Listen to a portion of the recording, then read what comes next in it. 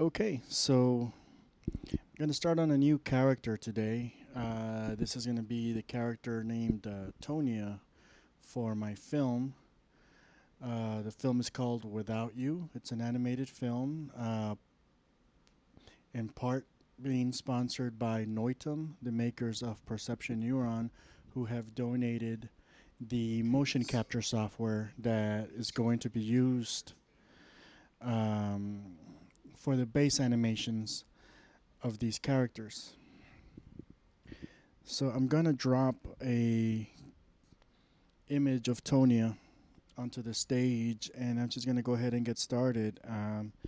So anybody drops in on this, feel free to chime in at any time. I'm gonna turn off my mic and just kind of focus on working for a little bit.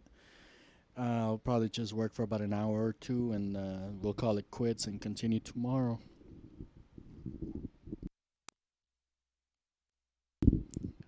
But feel free to chime in if you're around. You know, you're under the quarantine or whatever. You're bored. Feel free to ask questions. I'll keep an eye on the chat, and if there's anything I can answer for you, I'll try my best to answer it.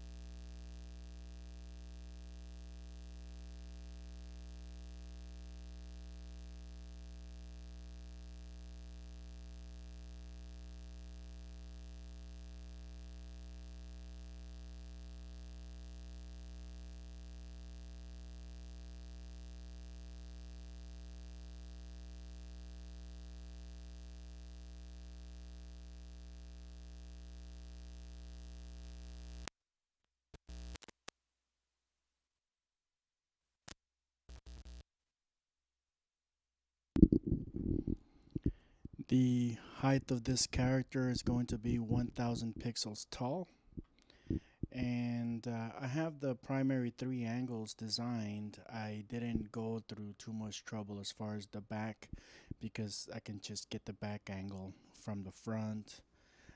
This angle just gets mirrored, that one gets mirrored, and for the quarter view from behind, it's pretty much the same silhouette as this. A couple of things that worry me though is the joint regions. We'll see how it works out. I'm not too convinced yet that this is the character style that I want to end up with, but they do look very sympathetic. I do like them. Um, of course, this being a very mature film, I'm not entirely sure if I want to go with this kind of look.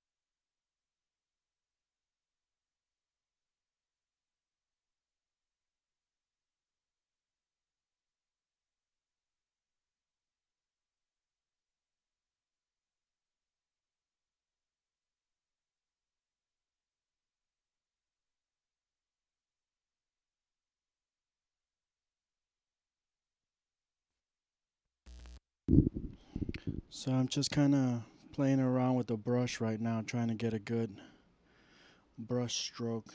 I normally draw at 400 percent.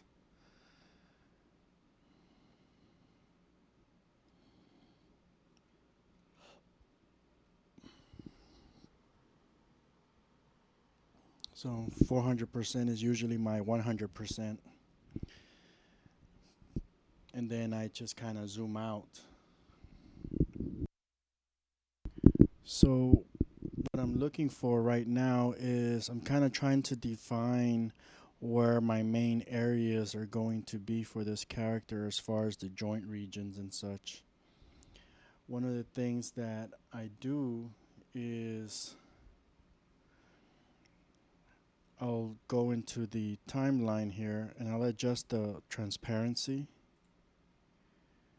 50% is pretty decent.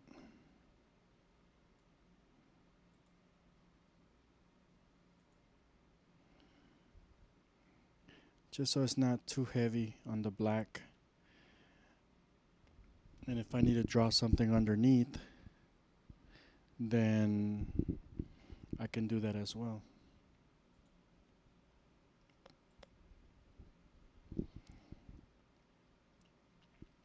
So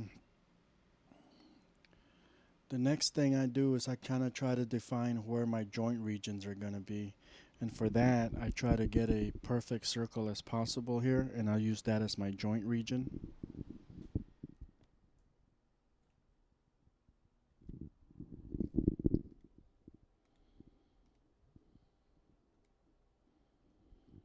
I'll just make that inner shape a little bit transparent.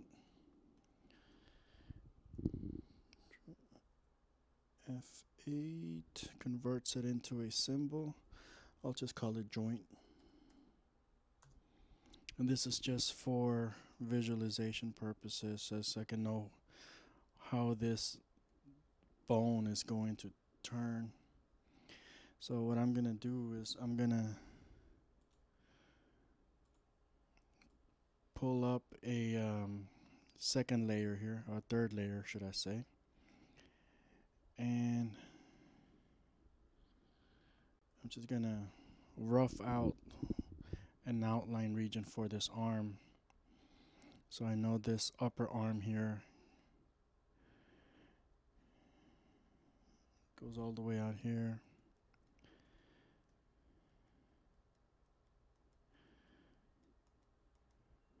So I don't have to be perfect.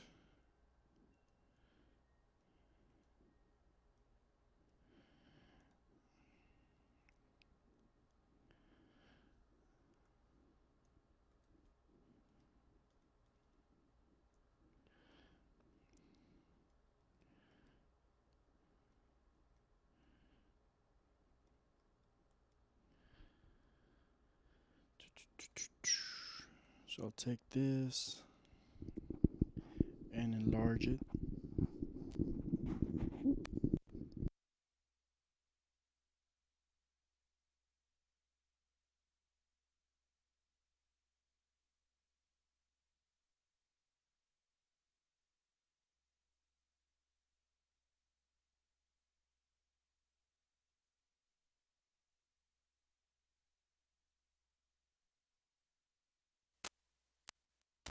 I'll try to make that joint region fit as much as possible within the parameters there.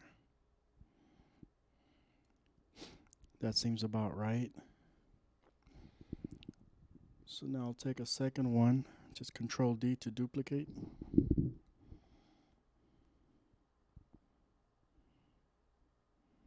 I'll try to bring it right in the center.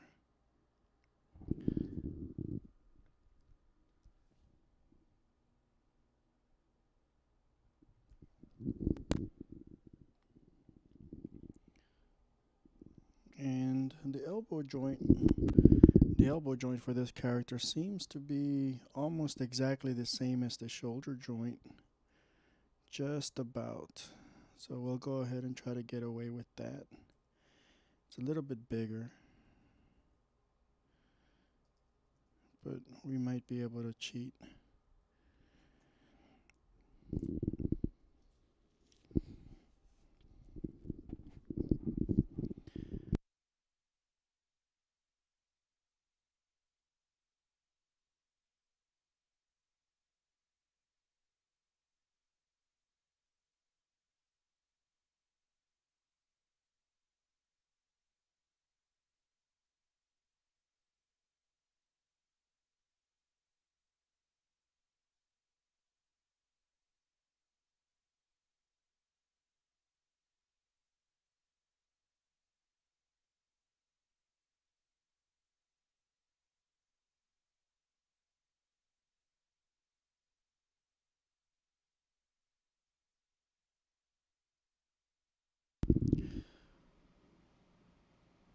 We'll take a fill layer, a fill color, I mean. Just kind of fill that in. Sometimes you gotta finesse this tool. See, notice how the modifiers don't show up. It's really shitty. There it goes, finally. And it's really random, and Adobe has done a poor job in this latest updates to this software. But you fiddle with it long enough, you get it. So there's my tracing there. A little bit smoother now.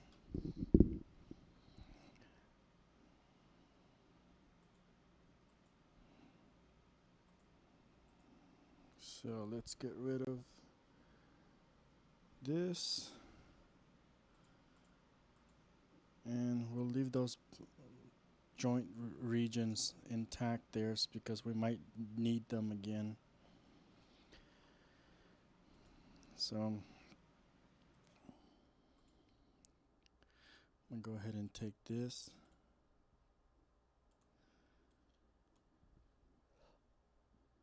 Convert it to a symbol. Modify, convert to symbol. It's also the F8 function key. Notice how when I convert it to a symbol, the little registration point is in the center. You can choose where you want it to be, but for the purpose of these characters, it's never going to be in the right place. I created my own little command here. I call it registration to transformation. And the way it works is I'm going to bring this transformation point and move it to the center of that circle there.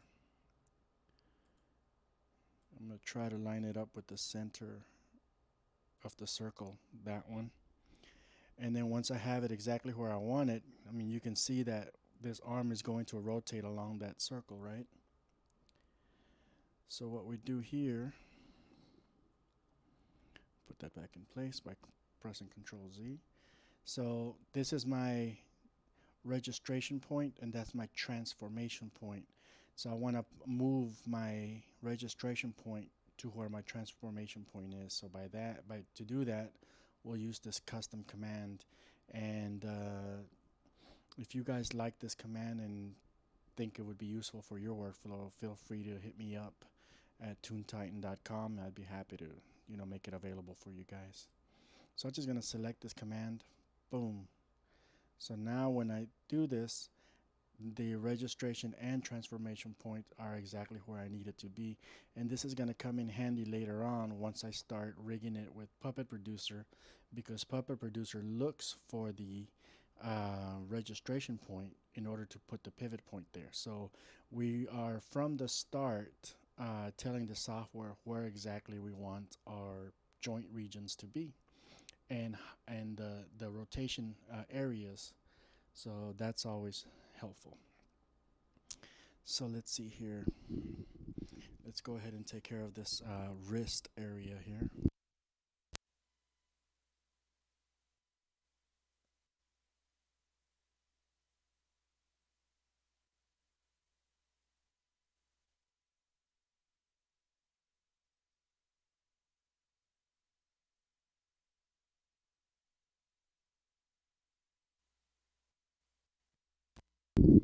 That seems about right.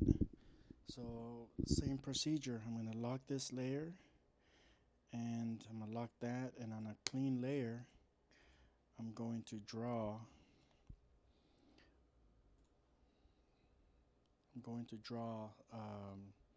an outline around that form.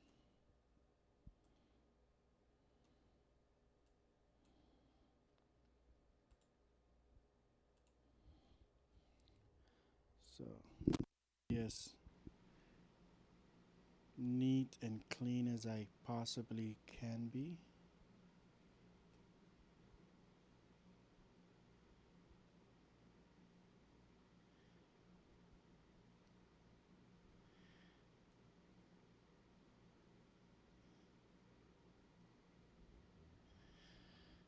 And that's about close enough, right? And a lot of this is going to change. Start working on my final stuff. So I'm gonna unlock this, convert this into a symbol,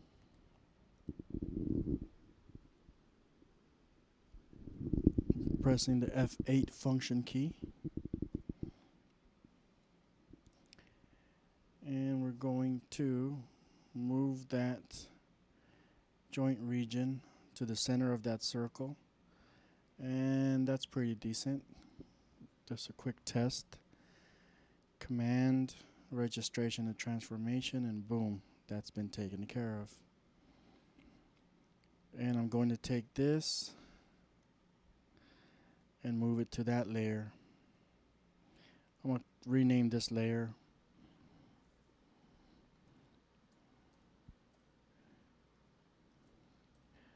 body parts for now.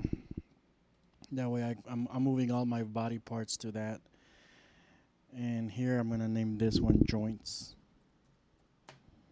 And these are just helper joints. They're not going to stay there. I mean, they're just going to kind of go away.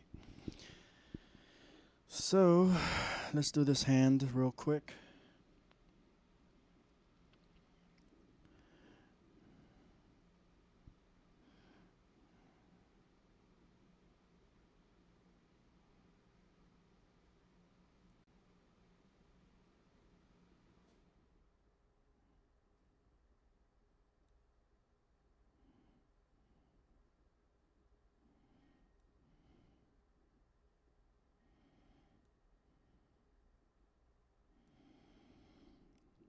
That takes care of that. Let's fill it in.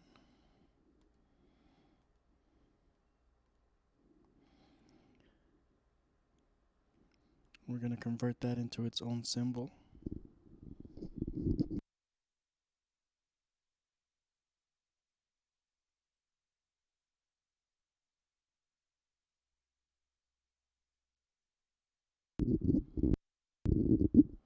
And that's the F8 function key.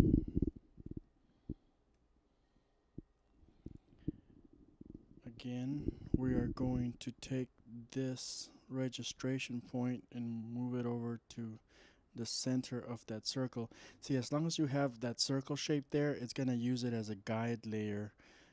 So we're kind of using it as a way to manipulate the snapping function in Adobe Animate or Adobe Flash.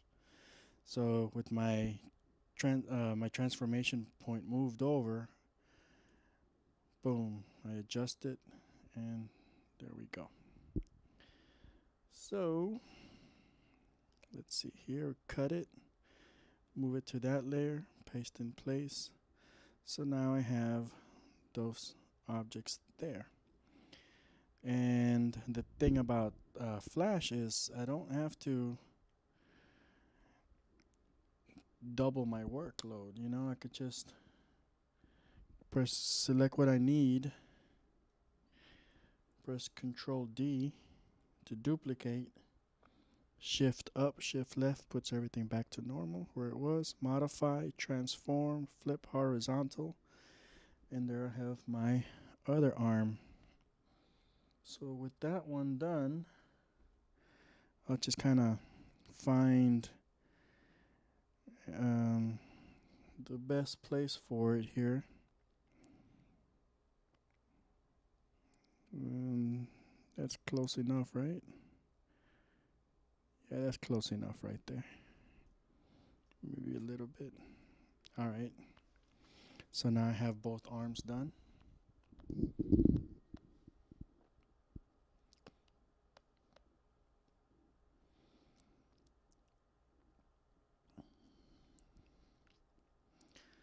So the torso is a little bit tricky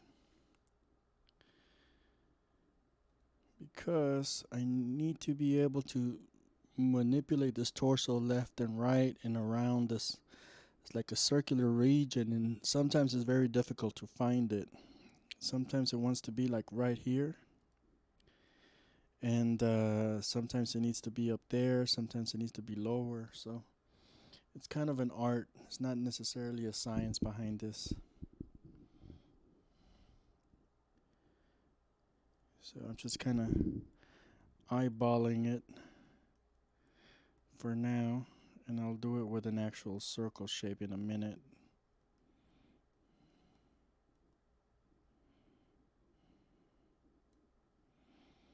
The trick is to make an interlocking system where this is going to rotate around the hip without causing too much layering. So I'm going to give it a quick test. And I'm going to take one of these joints. Control D to duplicate. I'm going to move it right here. And enlarge it.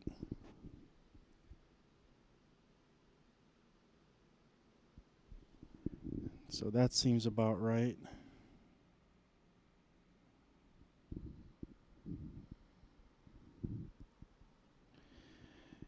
And just as a form of, I guess, testing or whatever, here we're gonna trace this outline.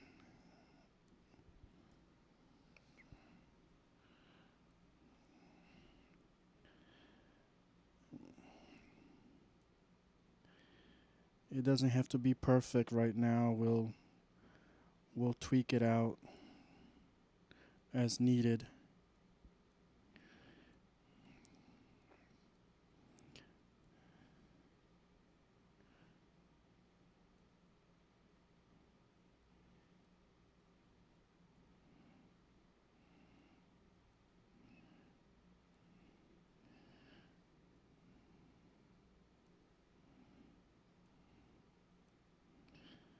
So one of the things that I've discovered recently is you don't want to do the neck. You don't want the neck to spin or to rotate along the natural joint region that you expect it to be, as at least in the way that Reallusion created their manual, or they're expecting things to work, where they wanted the neck to be able to rotate along this pivot here. It really makes it difficult for, it reduces the number of options you can do as far as character designs, because most characters have like a neckline, or they use collars, or they use all sorts of weird shit that it gets in the way. So one of the things that I've kind of arrived at is that rather than putting the pivot point for the neck here, I will actually put it like somewhere up there. And it seems to work really good. So for now, I'm just kind of gonna eyeball that region there, and that's gonna make our character's neck, our actual neck that bends, it's gonna bend right here. But the benefit of putting the neck up there is that when this bends, this bottom part doesn't bend. It gives you all this extra space here to play around with collars and moving around and stuff, and it doesn't look very unnatural. It actually works out really good. So that's one of the little things that I've kind of discovered through trial and error. So that's what I'm gonna do as far as when before the setup. So I may need to come back and readjust this a little bit more. I mean, I could from the start go ahead and just kind of put another joint there just so I can have a little bit more accuracy, I guess. Um,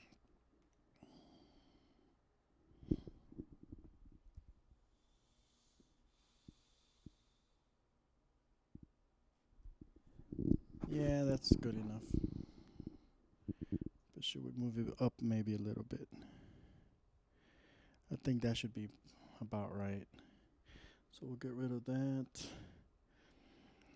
And making these characters is crazy fast, to be honest. I mean, it used to be seen as something that was very difficult, but that's because it's very misunderstood. It's a very misunderstood process. Um, it involves the use of Adobe Animate, which is, and it's a third party program. It's not, Crazy Talk Animator.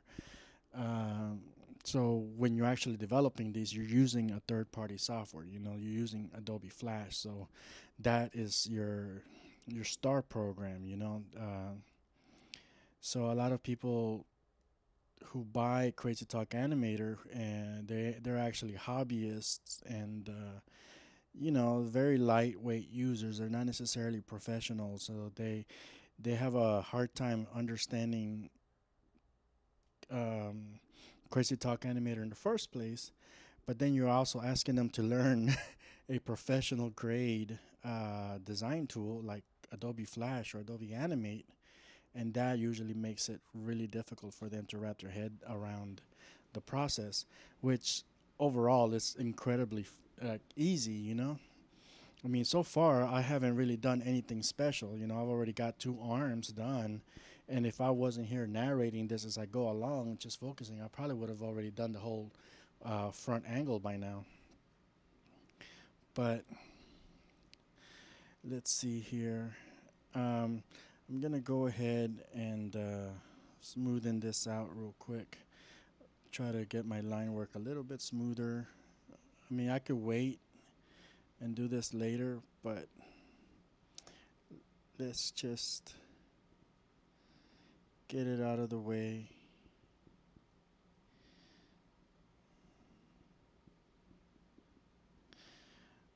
I'm using a Huion tablet that I bought for 400 bucks during one of the Black Friday sales. I've had it for about 3 years now, and I really love it. And when you look at these tablets, I mean, the the materials that they use to make them, they're very plasticky and lightweight and stuff. So if you don't take care of it, you could probably easily break it. They're not as sturdy or as um, um, you know the materials and workmanship of a Cintiq tablet, but they're about one third, one fourth the price. So for the price of a single Cintiq tablet, I can probably buy 3 or 4 of these and outfit an entire team. I kind of like that better. um, so what I'm doing here is I'm gonna fill that up, fill that in.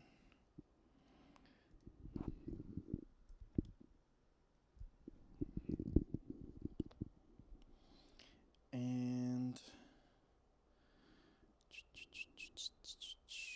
convert to symbol F8.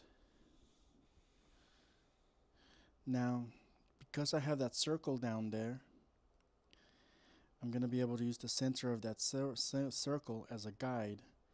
So I will go boom right there. So when I spin this, it should spin around that circle. See? Nice, huh? So that's kind of how you pre-visualize that.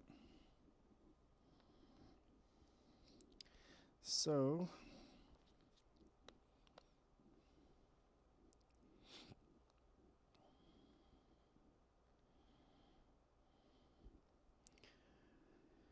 Okay. Let's see if we can get like the legs. These are kind of the character design on these are they're a little bit weird. They're not necessarily like normal or what you would expect. And I'm hoping they work out.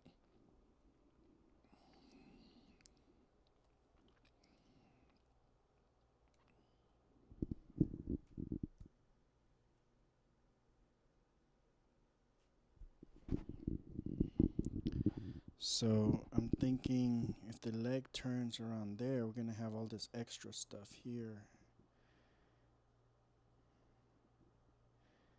That is just weird. I don't know if I can get away with it. That gap right there for the crotch area. Normally, I like to put them up there, maybe.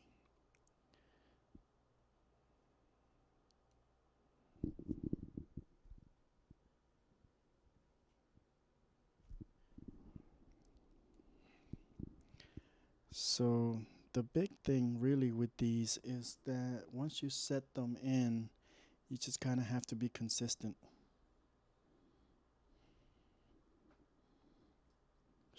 Control D duplicates.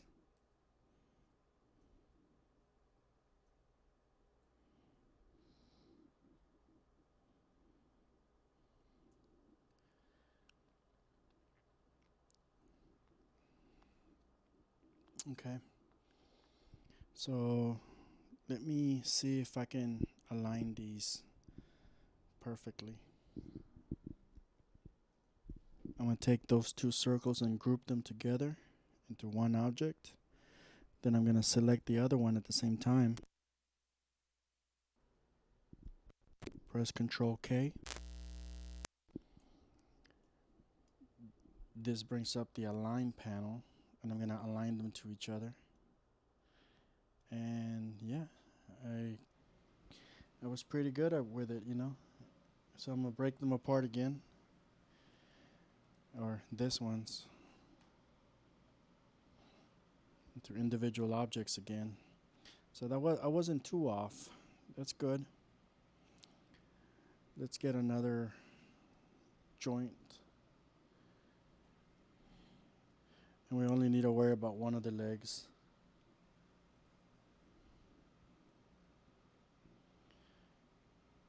Somewhere around there, I guess. Maybe we can use the align tool again. I don't know how that's going to work out. Control K. See, that brings it way back there.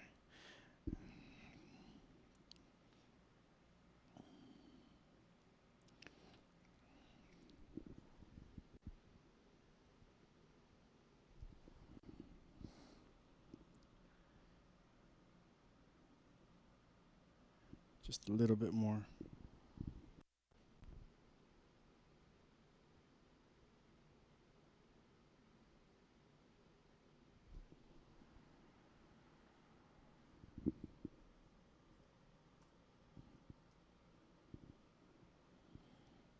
It goes out too much. I mean, it might still be workable. That's not too bad. I'll go ahead and leave it there. It's a nice even number, 50. 50 pixels wide by 50 pixels high. We'll go ahead and leave it like that. So on my drawing layer,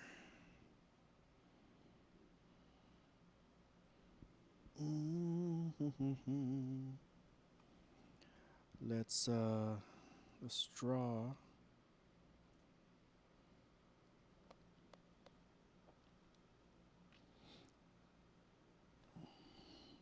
see, and most likely I'm gonna have to cut off the top part of this, but for now I'm gonna draw the entire thing.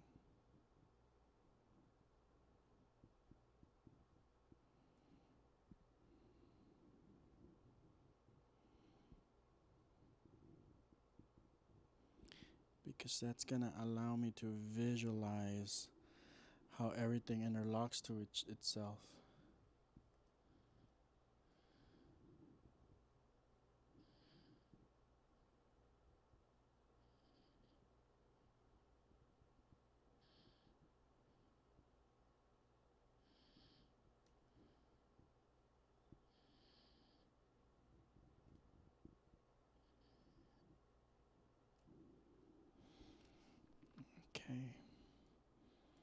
gonna fill that in.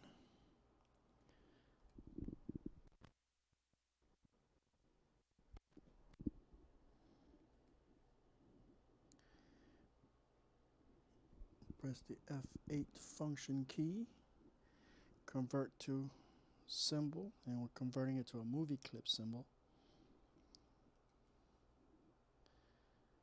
We're going to try to bring it right in the center of that circle there. And it looks like we got it right on the nose, so that when we test it, yep, it spins around that circle. That's pretty damn good.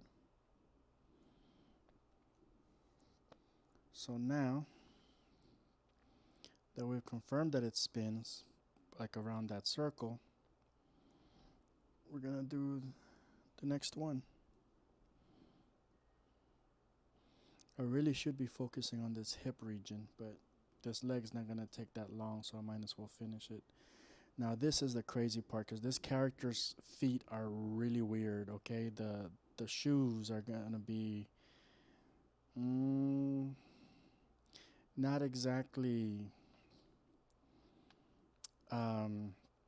normal. So I might have to either, I want to be able to change her shoes at will though, and that's going to require her having independent movable like shoes and boots and stuff.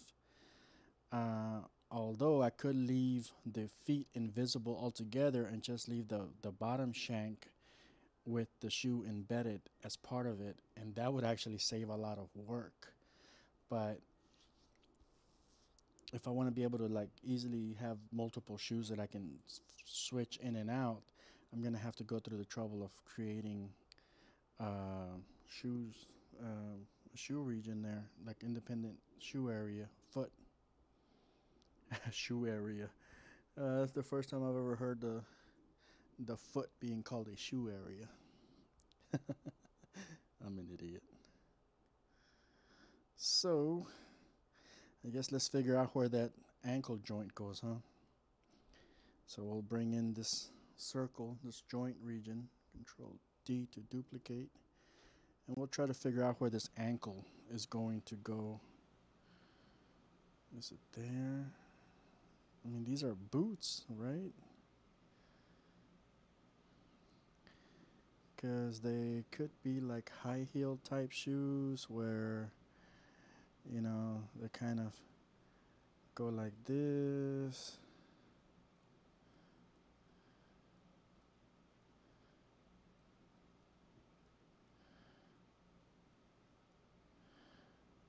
So if we ignore this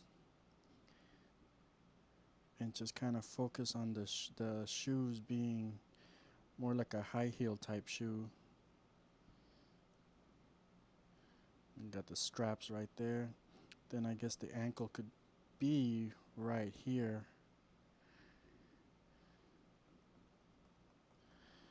And that might work. So let's try that. Hopefully it works out.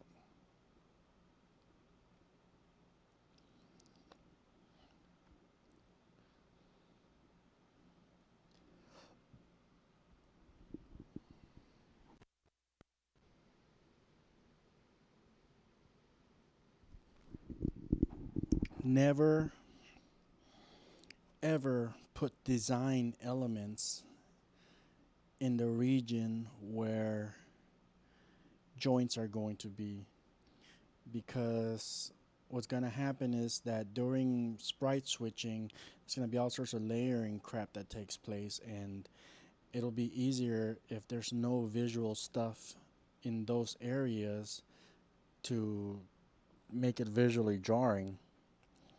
So you'll do yourself a favor by avoiding these like these lines right here. Ideally, you'll want to have that design element up here or down here, but not where the joint region is. So that's kind of a design fail in this case.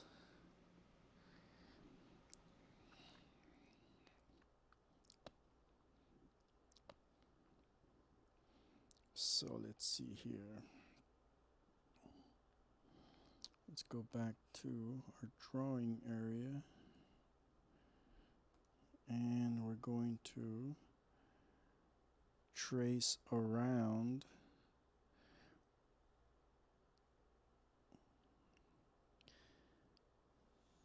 the body part that we need.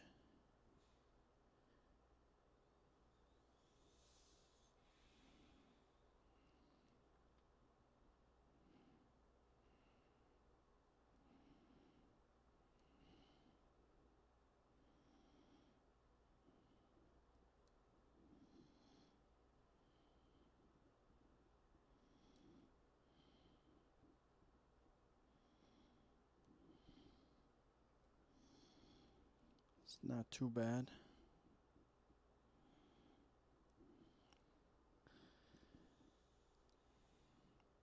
And a lot of this I'm going to end up having to redo, obviously.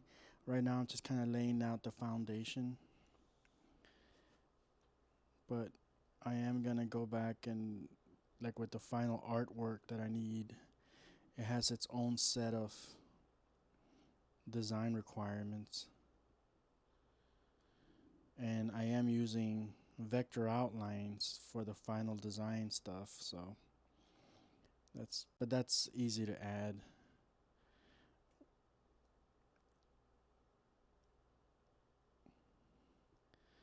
All right, we'll fill it in, convert to symbol.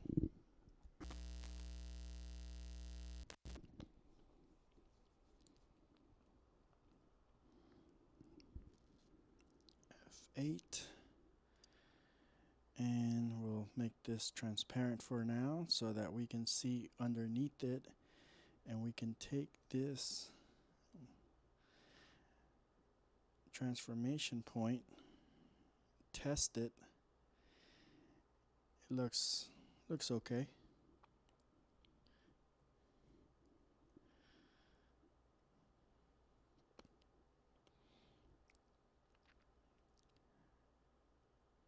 And we'll make this registration point permanently up there where the transformation point is. Boom. That takes care of that. And let's make the foot.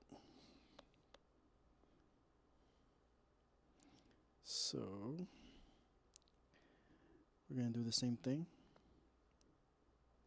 Just going to go ahead and do a new layer.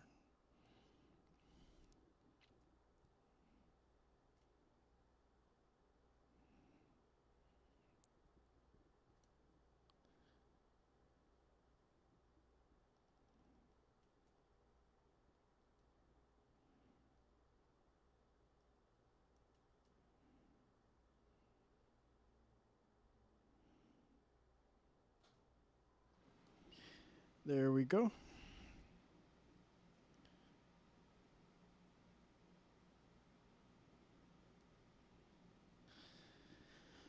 And we'll fill it in.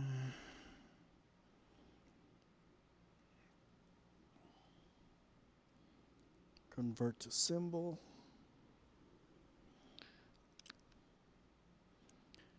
Adjust the transformation point to somewhere in the center of that.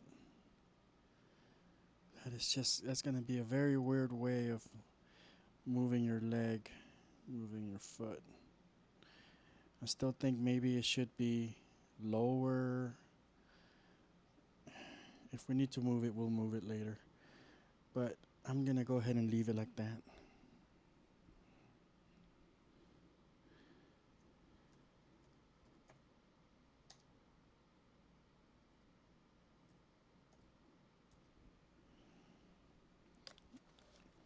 So we're going to, now we have the whole leg thing worked out.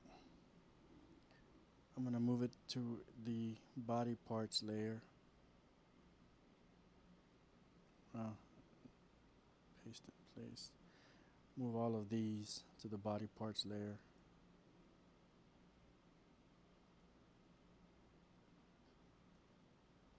Okay. There's something here. That one. That one can go into the body parts layer as well.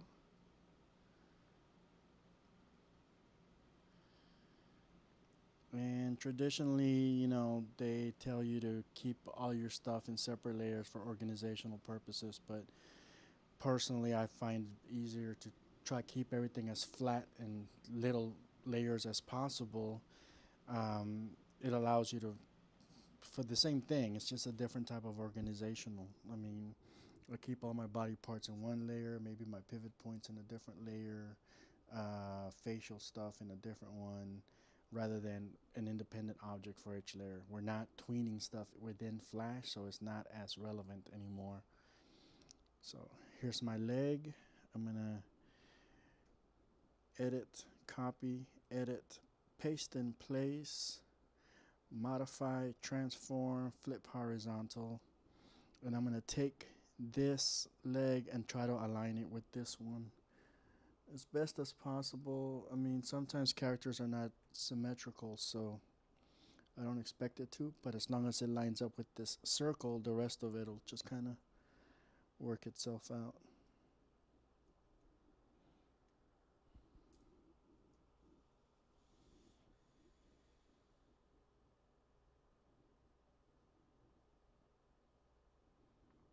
That seems about right. So that if I were to move this whole leg, it should spin like this.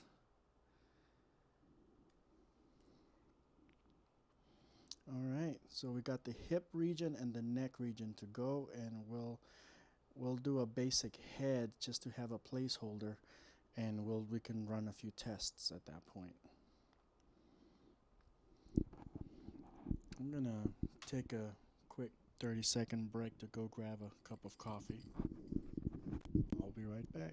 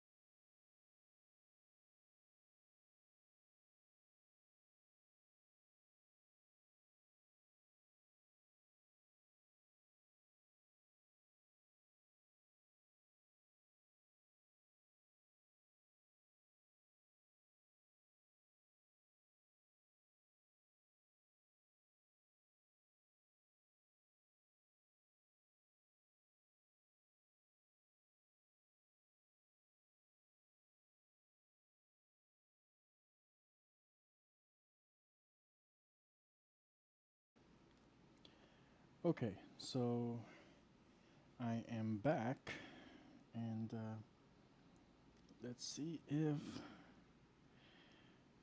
we can get this hip region finished.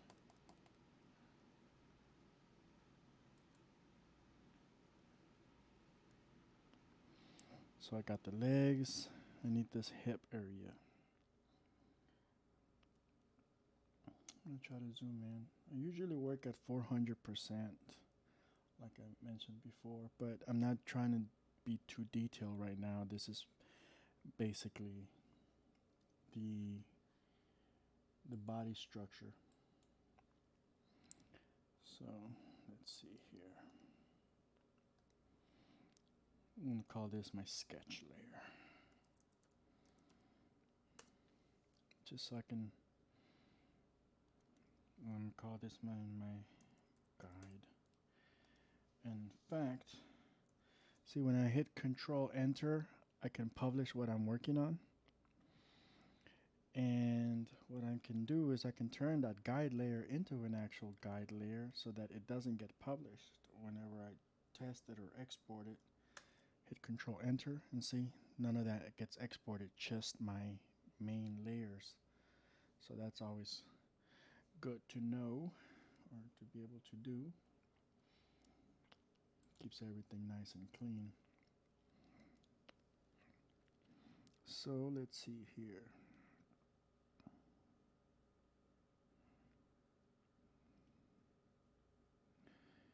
I'm going to try to trace this as much as I can, or as close as I can.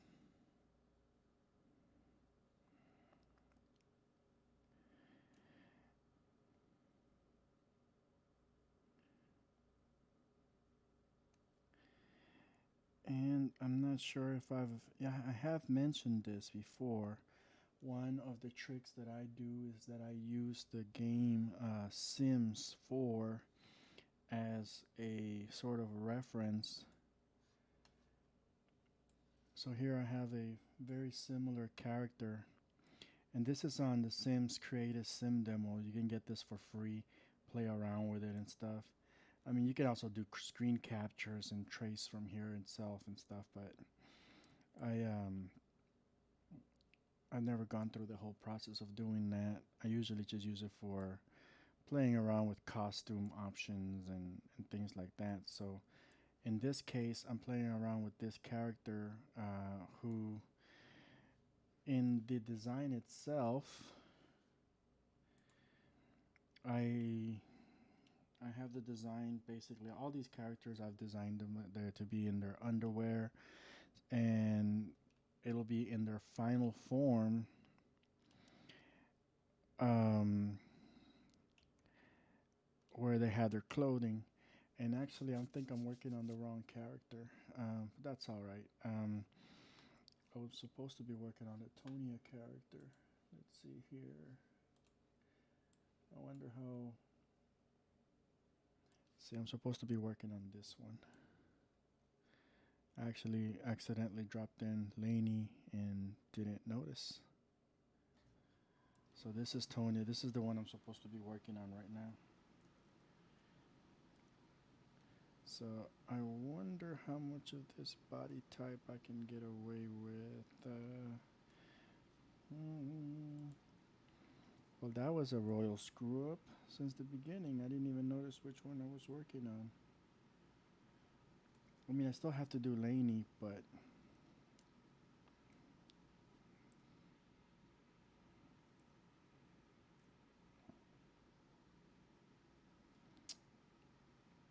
ideally, I should have been working on Tonea first.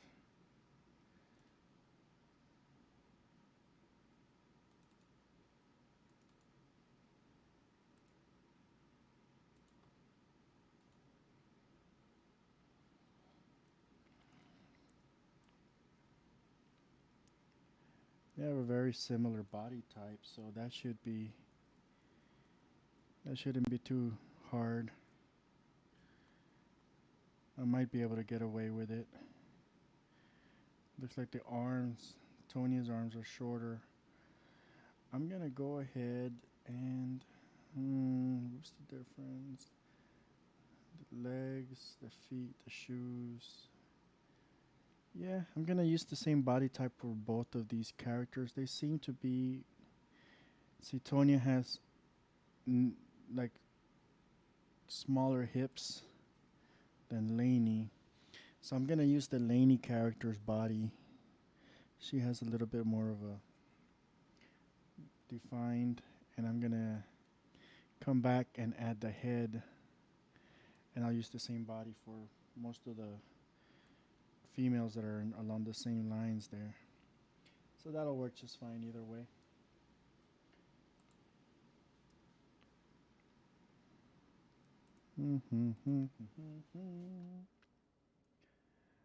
All right.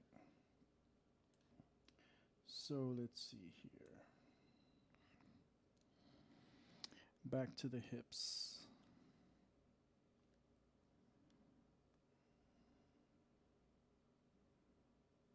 Didn't I just do the hips?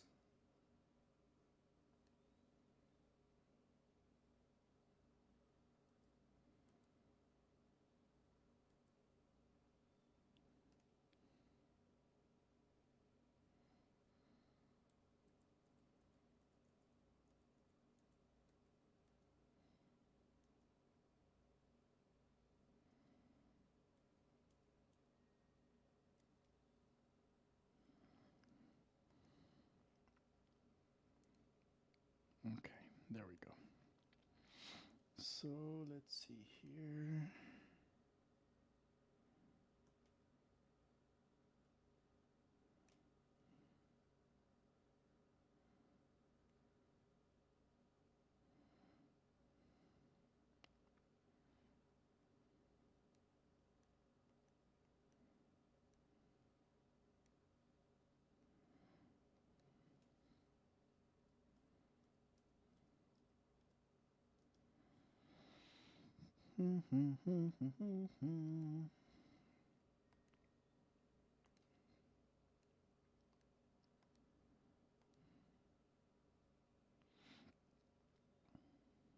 That looks okay.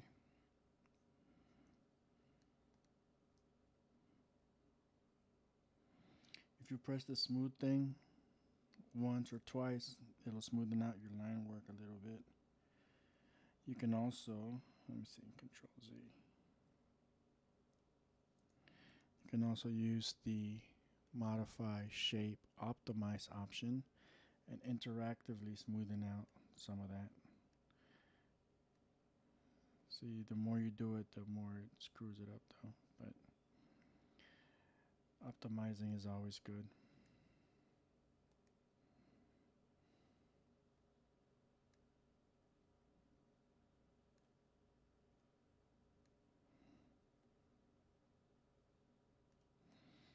Okay.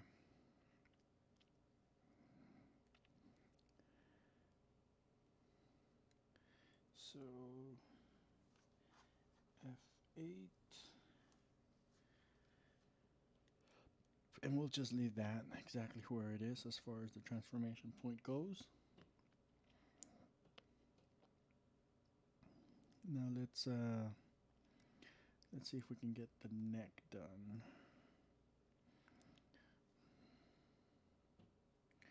For the neck, I don't like to make it too long or anything. Just kind of something like that, where the little transformation point is on the edge of the previous one. Keep it nice and small. That usually works for me for these purposes.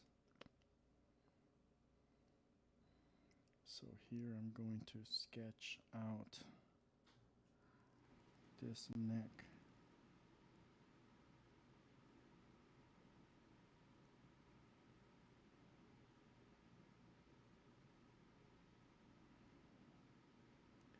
A fancy word for tracing is rotoscoping. So if you don't want to let people know that you're tracing, you can say, I'm rotoscoping. But we're tracing, we're cleaning up artwork. Okay, so there's our neck. Convert that into a symbol.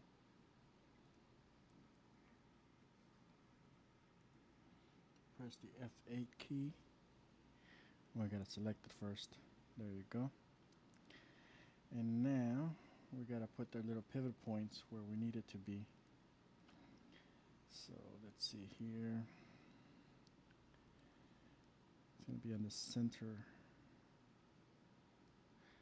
of that. Oops.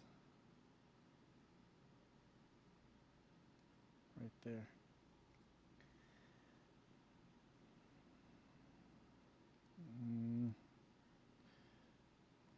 Lock this. There we go. And command registration to transformation, and boom. So now when it spins, it's gonna spin like this.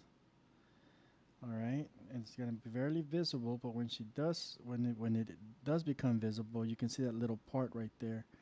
So it's just enough.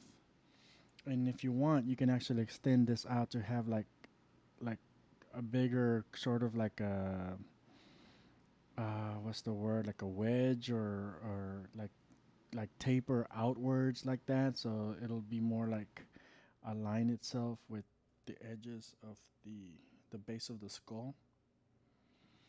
But that's all you. So let's see here. We're going to take these body parts and add them to the body parts layer.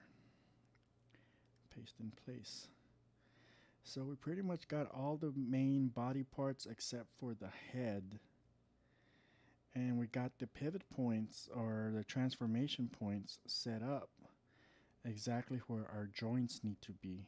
So that is going to save us a lot of time and give us a lot of accuracy from the start. So that's always good. So now for this head, I'm not going to worry too much about the head because I'm going to be creating interchangeable heads and things like that. So for now, I just need like a placeholder skull or head placeholder thing. So I'm going to, in my sketch layer, let's see here, there's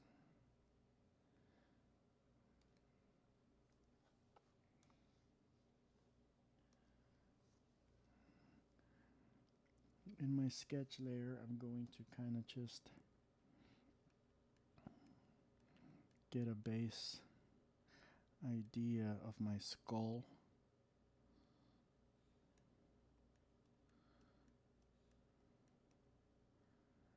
How my skull's gonna look. And my character's got teeth right here.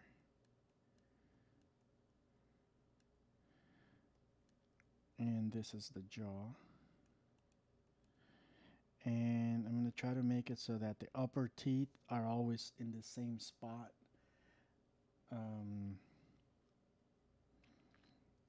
That way she looks a little bit more natural when she speaks.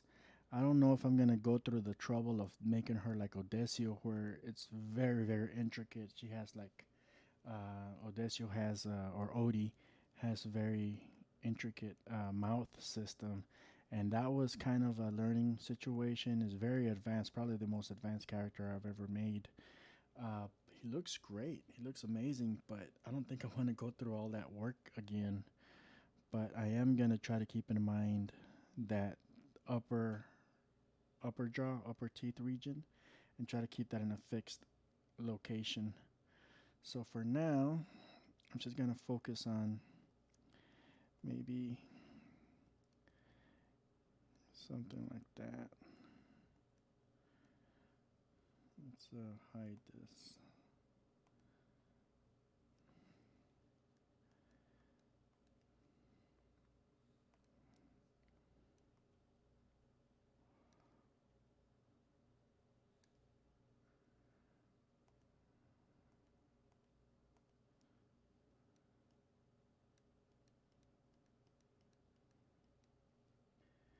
Okay.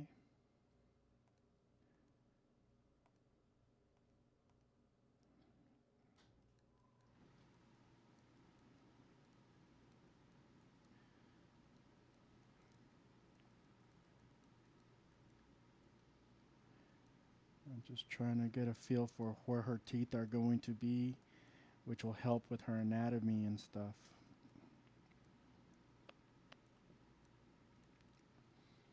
Where most of these characters' teeth are going to be.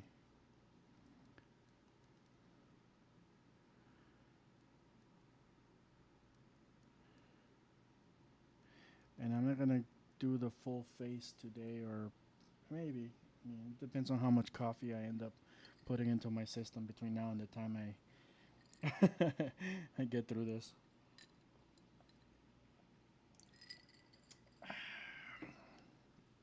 That's a pretty good skull. Very good looking skull. Let's see if we can clean it up a little bit.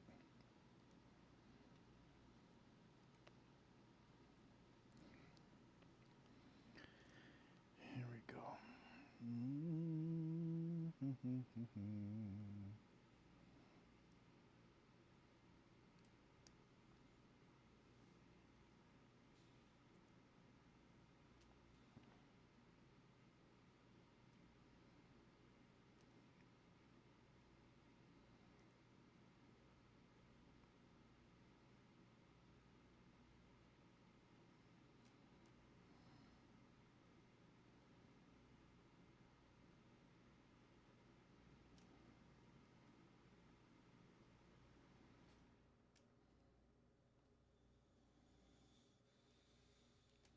And we'll be using that as our base for facial features.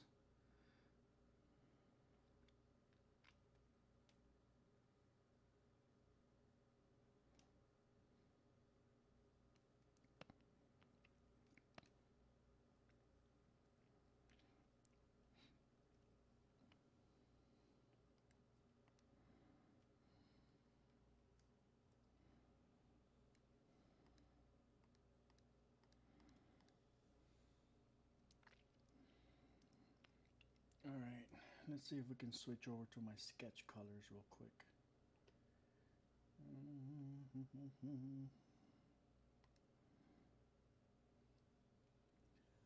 Let's see.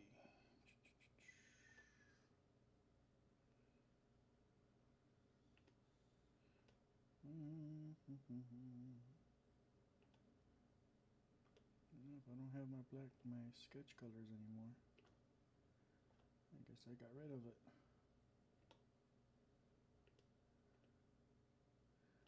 Is this it? No, I got rid of them. So what I'm gonna do is I'm gonna take my, here we go. Oh.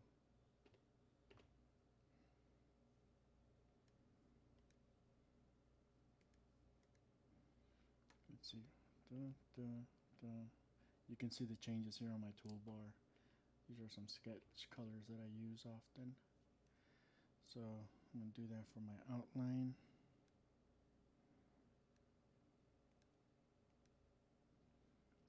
And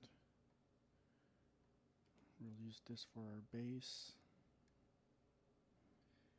And we'll put a shade right here.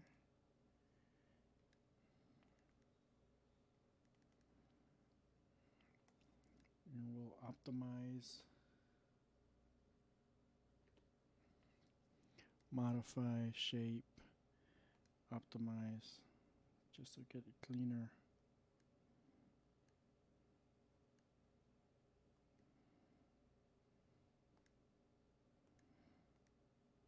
Cleaner line drawing.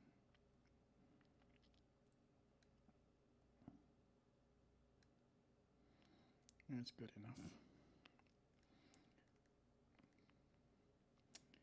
Let's see here.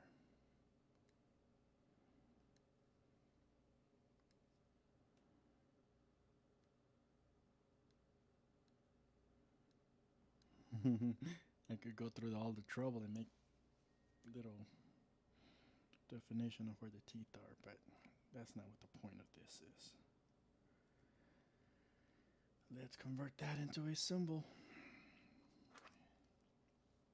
F8. And let's see how it falls in. Excuse me. So if this neck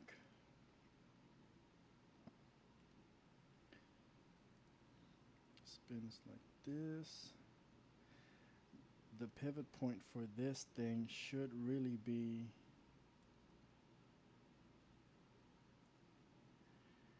like somewhere right here. Sketch. There's that circle. The joint. So it needs to be at the center of this joint. So I'm going to move this down. Perfect. So that when the head spins, it spins like this.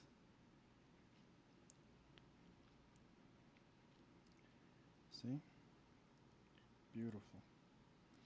So we're going to make it a permanent change now.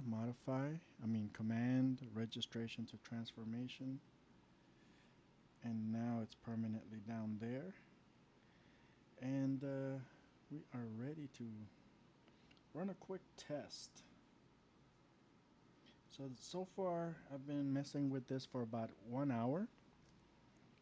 I've got all the major body parts taken care of.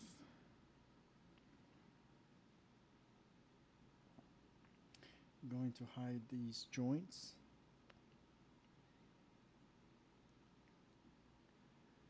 I'm going to hide my guide layer.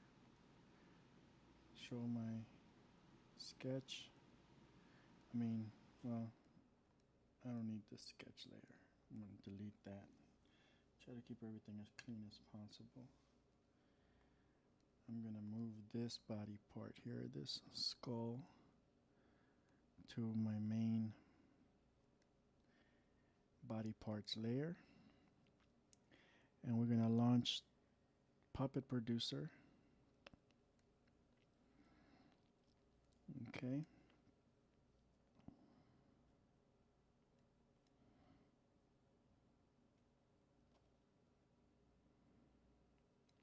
And we're going to rig it. And this is the cool thing about Puppet Producer, is that you don't have to worry about any of the technical stuff. So click.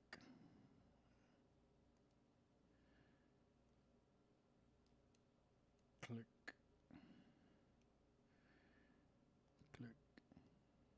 There's something weird happening here. Let's go back a bit. See, because even though we adjusted the transformation points on some of these body parts, we didn't make them permanent. So I'm going to go Command, Registration to Transformation. There it is. I don't want to have to mess with this stuff here. Registration to Transformation. Making sure it's there. And we're going to make sure it's there. Alright. And we're going to try to put that back into place there. Control, copy, paste in place, modify, transform, flip horizontal. And we'll just put it back to where it belongs.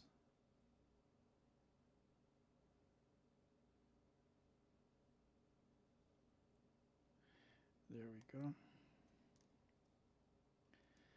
So now, just to make sure that we're not messing anything up, I'm going to clear it out with the eraser function.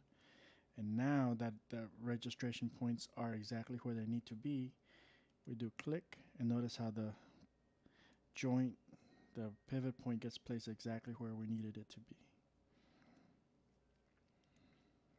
So things to look out for. Click, click, click, click, click, click, click. So this entire technical thing has been reduced down to a couple of clicks, really. So, boom, boom, boom. Oh, what happened there? Something is not kosher. Let's take a look at here. It says selection is unidentified, import to media, blah, blah, blah, use Alright, some weird stuff happened. Let's try it again. Sometimes you just gotta try again, you know? For whatever reason, every now and then there's a glitch. But nothing that we can't work around. This hip. And let's see, one of the things I like to do is I kind of like having my properties panel available so I can click on stuff because it'll let me know if it's been configured or not. See, like this is the upper right arm for the 0 degree angle. Okay, that's that right there. Perfect. But see, that's my torso. It obviously hasn't been configured. And notice how my registration point also hasn't been set up. Command, boom. That places it where I needed it to be. Bam. And you know what? That gives me an idea. Maybe for the next revision of Puppet Producer, I'll have it actually do this process automatically. That might actually help things out, or at least speed things up, so I don't have to do things twice. Okay. The hip region is the only one where it doesn't put the registration point, like the pivot point at the center, or where the transformation point is. It actually moves it down a little bit. I did that on purpose, just to kind of keep it from interfering with that one. But it's fine. On the hip region, that point can be anywhere. Oh yeah, the neck and the head or the face. So this one, I'm gonna take it up a notch, literally. I'm gonna put it up there, outside of the head region. In fact, we're gonna move it up higher. Let's place it right outside of the stage because there's gonna be hair and stuff that's gonna go down there. So it doesn't really matter how far away. This is basically just kind of the direction of the bone from here to here. That's what that is. All right, let's see here. I have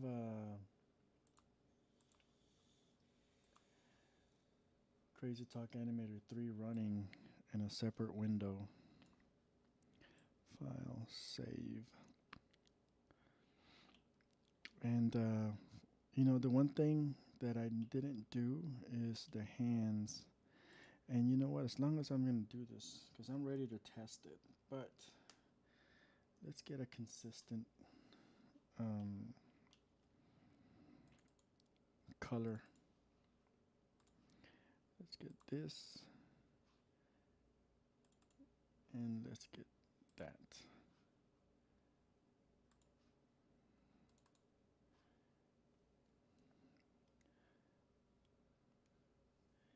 Let's go ahead and quickly recolor everything so that we can, oops, let's see,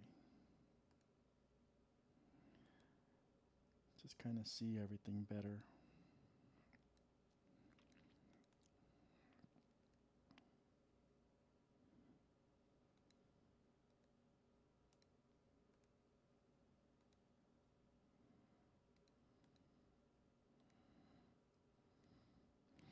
And the cool thing about working in Flash is that objects that are symbols, they're basically instances of the same exact object. So any modification that I do to one of these upper arms or lower forearms will take place on the other one, on the other instance. So it significantly reduces the amount of work that you do.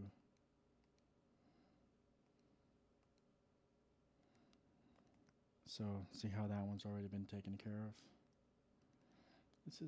Flash is an incredibly simple program to work with once you take a few hours to play around with it. And it's one of the reasons why I guess, you know, people find it difficult because they have to learn a new program in order to create these characters. But, honestly, if you can find your way around Flash, these things are so simple to make They're a lot easier than G3 characters. I mean, here I am making a front template already for a character that I can pretty much modify any way I want, put any clothes, any kind of things, any facial structure on her, and I'll have a whole army of female characters out of this. And I've been talking my ass off since I started this, and I'm about 1 hour and 24 minutes into it, and this is me narrating and taking my time playing around with stuff. But if I was just working directly, I mean, the process, I would have already been done with this part. So, anybody who tells you, I mean, yeah, it was difficult because uh, nobody really knew what they were doing when we first started out, and it was experimental, and the majority of the user base for the Crazy Talk Animator program is hobbyists and amateur people, and basically teachers and marketers and people who don't necessarily do this for a living. They just want to be able to do animation and stuff, and can't expect everybody to be able to work with Flash or create things from scratch. So it got a reputation for being very difficult to do, and as a result, we ended up getting G3 characters, which are total garbage. Um, Absolute garbage. But, you know, the hobbyist crowd loves them. They're they only have to worry about making one angle, so therefore, it's less work. It has the illusion of being easier, but they're really not. You got to deal with like all these dozens and dozens of layers inside of Photoshop, and Photoshop is a very dinky program, and oh my god, I don't even want to get on that. I'm gonna start getting into a rant, and I'm gonna get pissed off, and I'm gonna throw my arms up in the air and call it a day. I don't want to do that yet.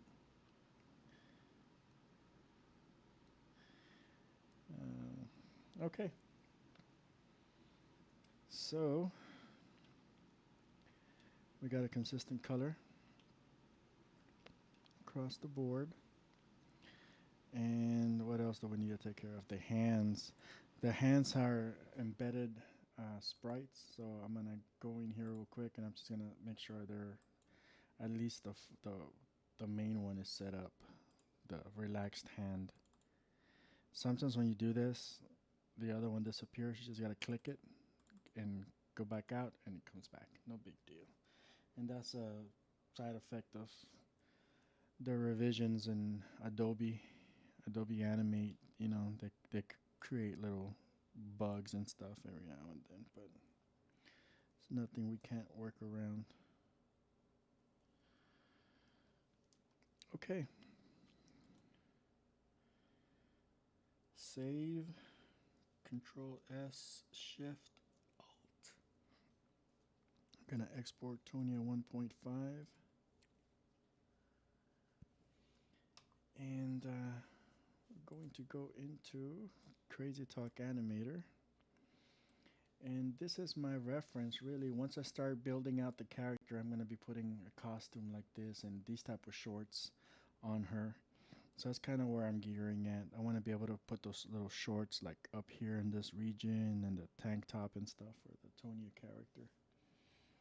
I'm going to go ahead and move that out of the way, because I probably won't even get to that till tomorrow. I'm going to try to get all the angles done first before I start doing the design work, because I have a feeling I'll be better off by creating this template that I'll be able to extrapolate all these female characters out of. So I'll just do that. I'll focus on the female template first, and then I'll do a whole run through on extrapolating the different designs out of that same template.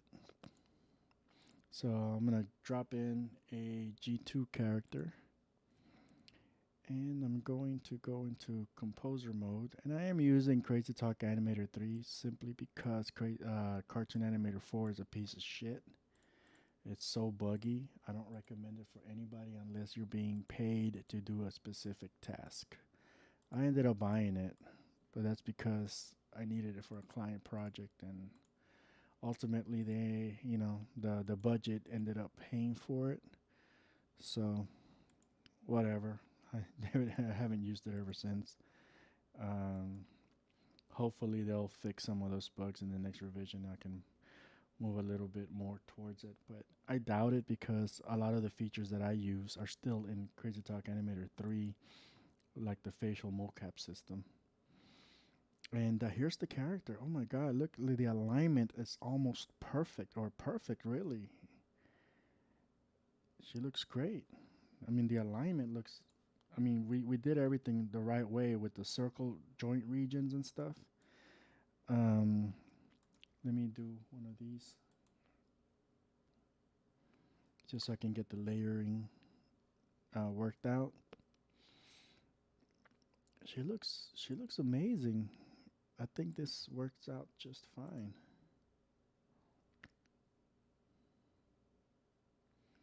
The head is the head. The head kind of looks a little tilted. Okay, but that's the way I have it here. So that's on me. I did it that way, I guess. Let's try this. If you were to do this on Crazy Talk and Cartoon Animator 4, the program will crash. Okay, this is one of the bugs that what makes it one of the reasons why I don't use Cartoon Animator 4, but it does work in Crazy Talk Animator 3. So we're gonna go to turn to multi-angle character. And this is basically gonna copy all these sprites into the other angles to make the character easier to work with in terms of missing sprites and stuff. So that takes care of that. So now we can do little things like this.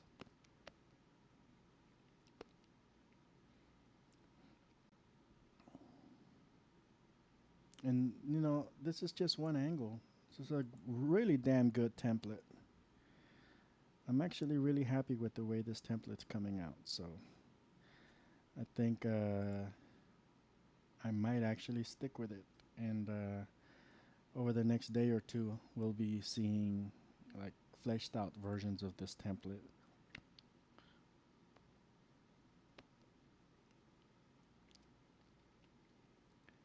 And the cool thing about the G2 characters is that, um, once you build your template and your characters and stuff, you can further play around with the body structures.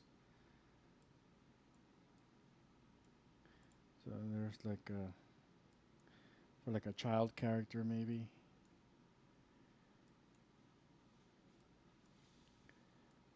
So like maybe at 60%. So you can have like a child character if you want to play around with them. And that's the same template. I didn't have to do too much. So let's see here. Stretchy.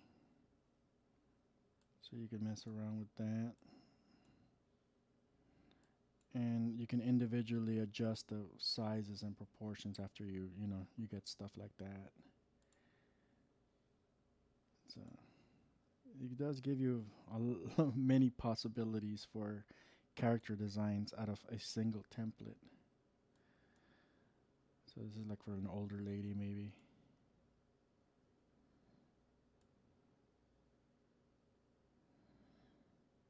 So yeah, that looks great.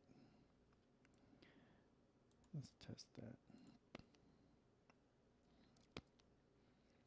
So we can get so many characters out of a single template without having to do too much work. Let's see. All right, so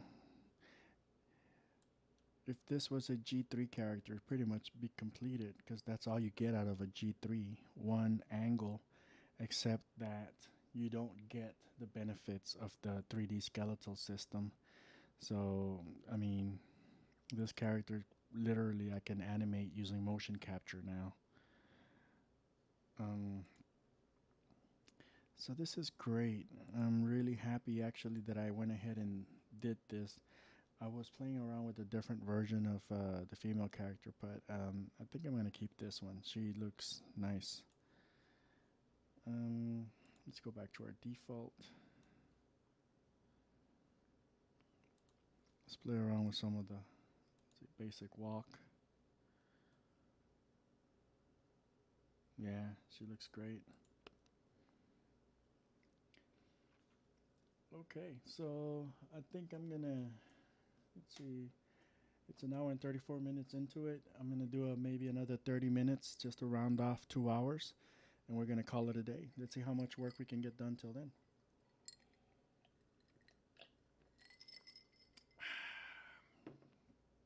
Unless the coffee kicks in, and then we'll do another 4 hours. You know, screw it. It's quarantine. Where else am I gonna go, right? So, wow, I really like this template. It's gonna be a really nice template. So next, what we're going to do is we're gonna try to display our little guide.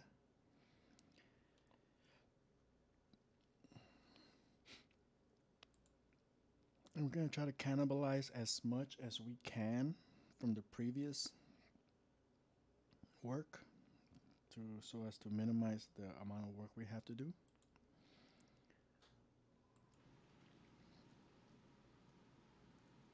Oops. So here, edit, copy, paste in place, and we're gonna move it over. See how much of this we can cannibalize. Doesn't look like we can do much with it. I'm gonna end up having to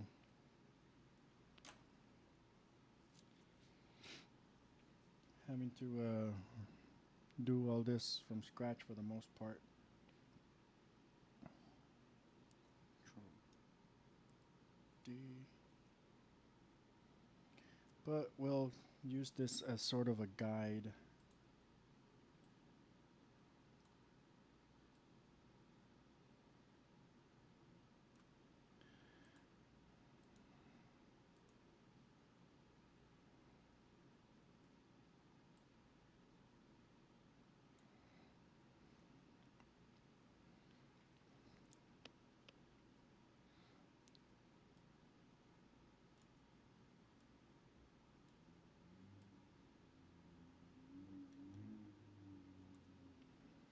Okay, well, that's fine. Let's see. How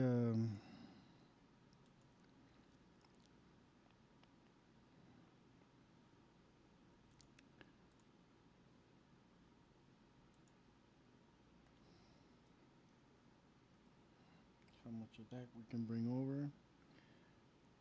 Might end up having to just redraw everything from scratch for this angle.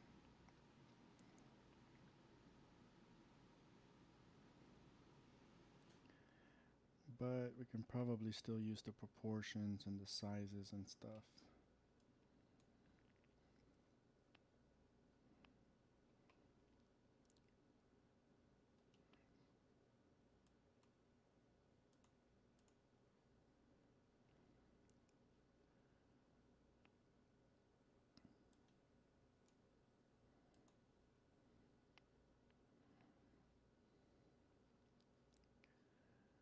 Alright, so where's my joints?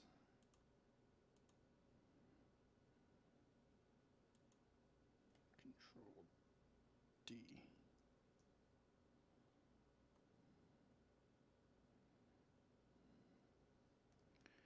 Just gonna grab a copy of these joints here. Maybe that's just what I need.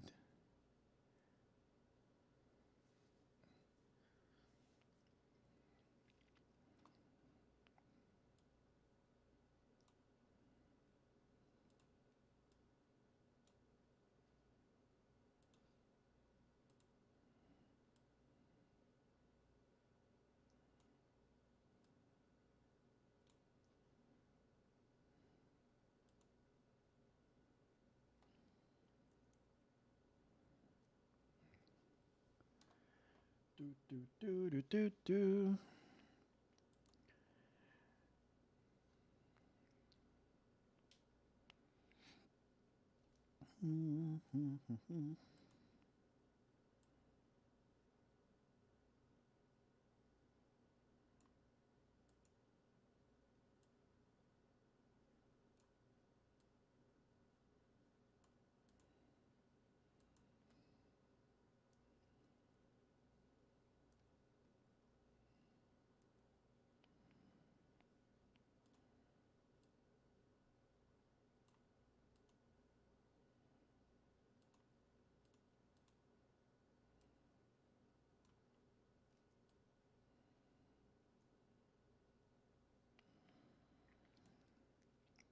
Just trying to be as accurate to the original as possible, but I'm going to end up having to retrace all this and create new angles. But once I get this done, it'll be pretty much the same thing. I just got to duplicate. I don't even have to worry about this arm here. So we're going to leave these joints out. We're going to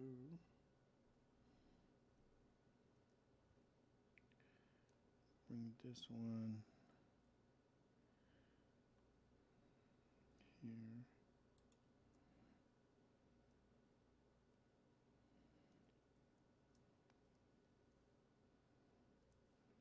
Actually, since it's a side view, we're going to delete it completely.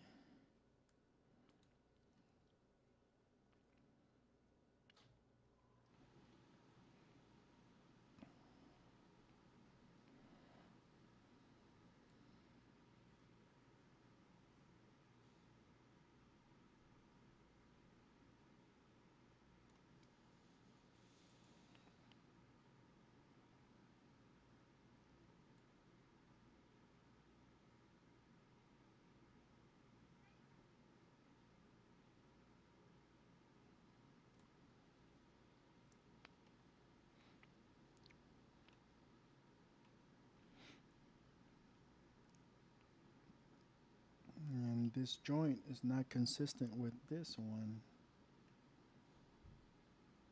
But then again, it's a side view of a leg, so it doesn't really need to be the same exact size. I'm not too worried.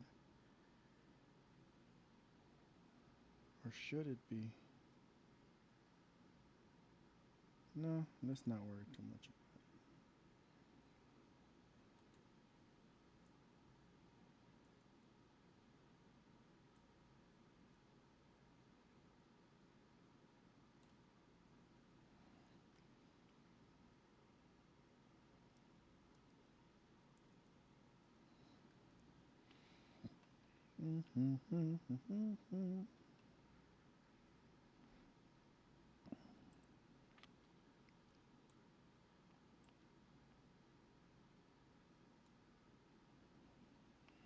Okay. I'm going to leave that exactly right there. Even though it doesn't match up with the original design, I'm not going to worry about the design. I've got to worry about the technical aspect of the whole thingamajig.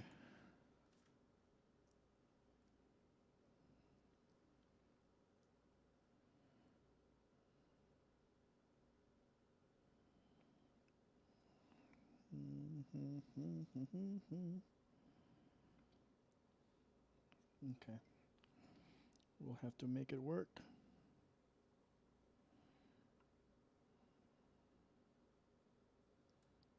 So we can make this smaller.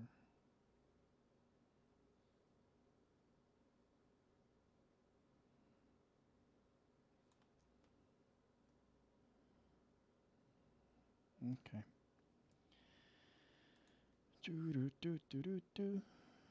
Wonder what happens if I make this bigger. How much bigger? I don't know.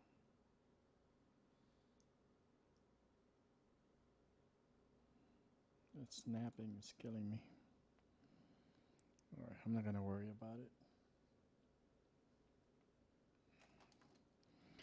So let's see what we can get away with. What else?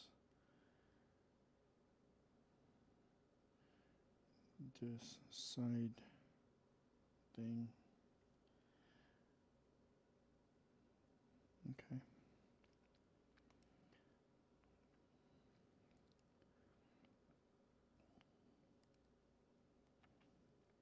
Switch to 200%. Let's work on this torso, but we're going to do it on the sketch layer.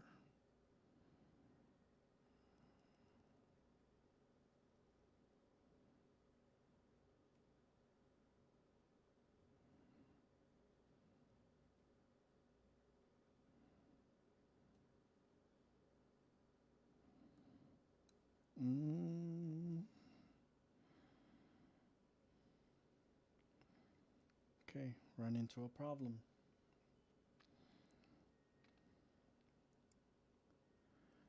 Unless I want to bring her in like this,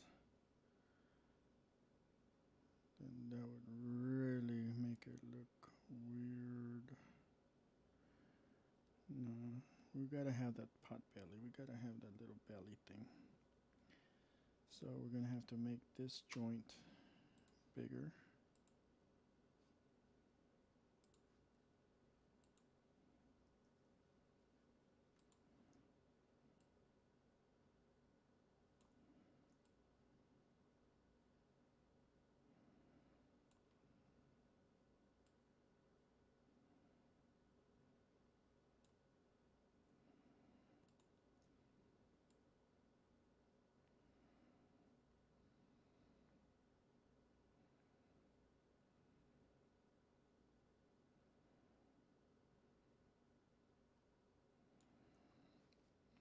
Okay.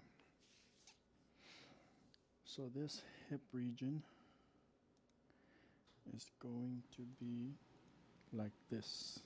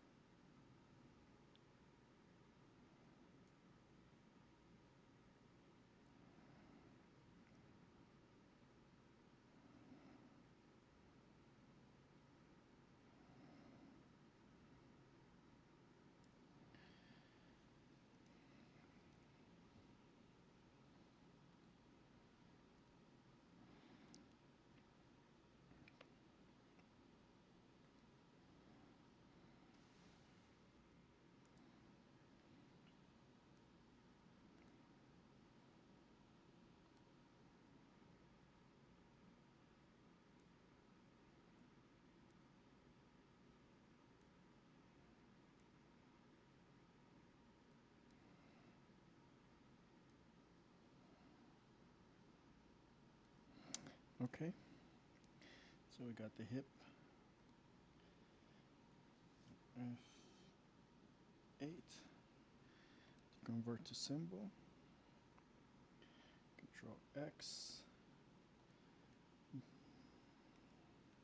Control X.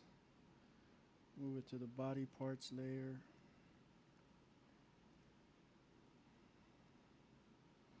Now let's do this upper torso. And we're going to do it on the sketch layer.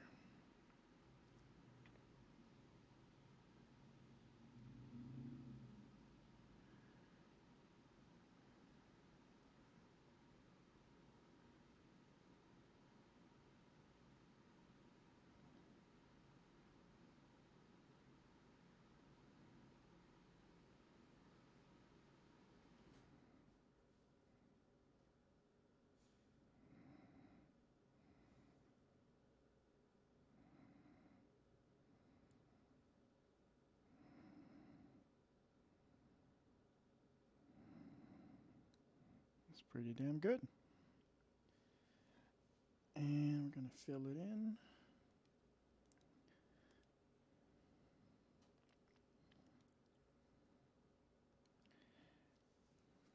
Convert to symbol. We'll adjust that transformation point to be at the center of that circle there.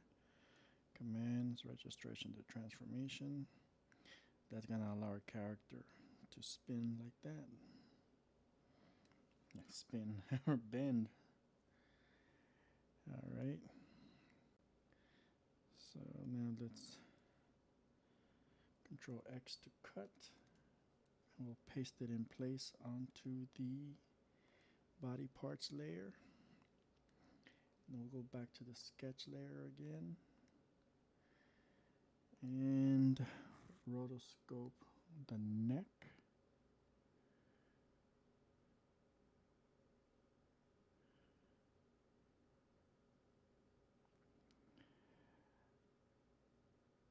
Now I'm going to do something different on this neck, okay? I want to make it so that when she looks up,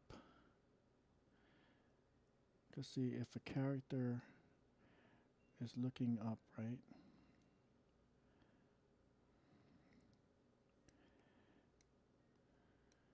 If she looks up, I want the neck to just kind of go out like this, to kind of bend. So I'm going to put a little bit of a wedge kind of a thing like that. It's going to be underneath it, so it's not going to be very noticeable. But in extreme little bits of animation, it will be, and it'll create like a little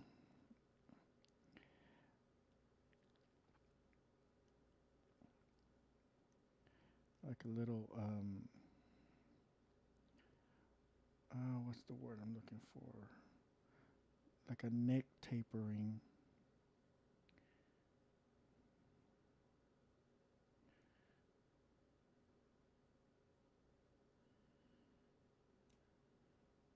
So I'm going to leave it like that for now. The important thing is that I get the pivot portion right. So I'm going to do a second sketch layer here.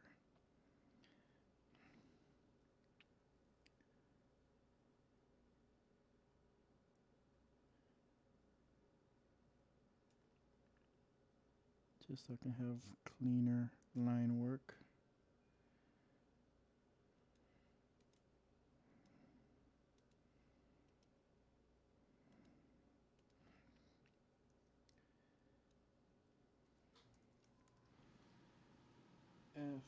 F8. And we're going to try to find the center of that circle.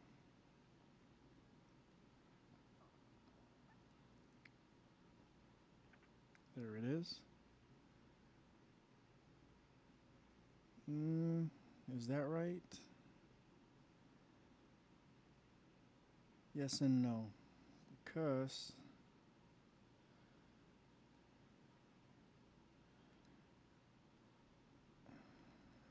I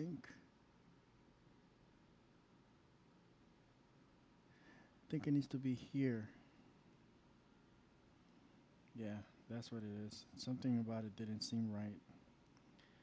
It needs to be able to spin like this. There we go. Much better. Command, registration of transformation. So now it's there. Control X. We'll place it in the body parts layer.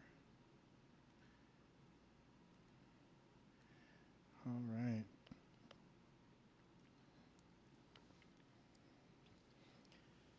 So when the arms are the same and stuff, it's very easy.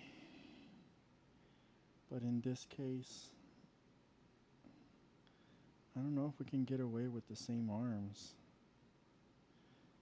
I don't want to. Let's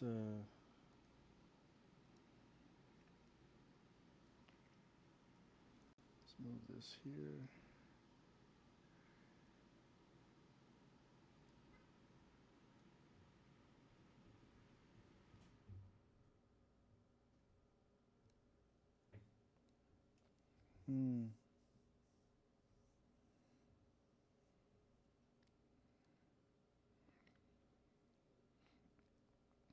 Let's see. Just gonna get some guides here. because literally this thing should be here.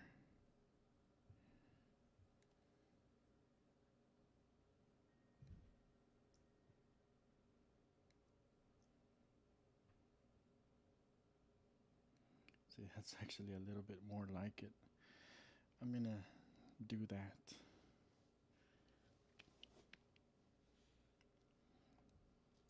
Okay. Let's go back to our sketch layer. That is so weird. Should it be lower? Let's try. Let's see how that looks.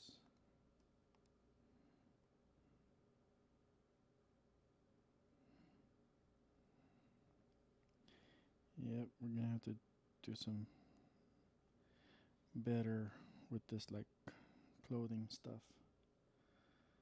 It'll be more like that. Huh. Should it be there though, all the way down there?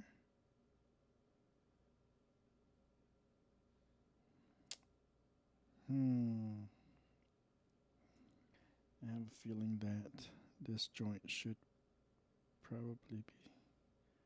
No, it wouldn't work. So we'll just take our chances with it. Down there. I feel like it would work better down there. The perspective anyways would just kind of be out here. So I'm gonna take my chances with it. Let's go to our sketch layer. We'll get rid of that. And we'll draw this arm.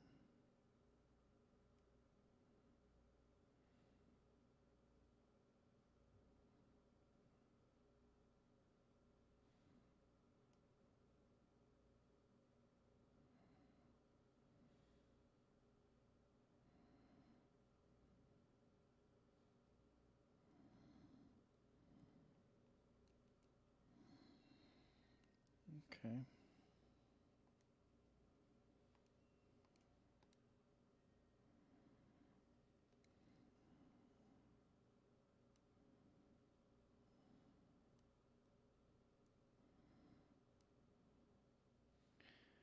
Not bad.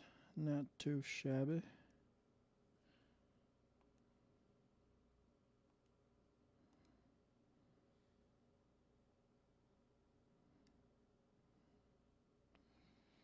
Let's put the, well, let's convert it into a symbol. F8. And let's move the pivot point there. Oops. Actually, we need to move the pivot point there. That's the wrong place. Okay, so because, oops, it needs to be able to rotate like this.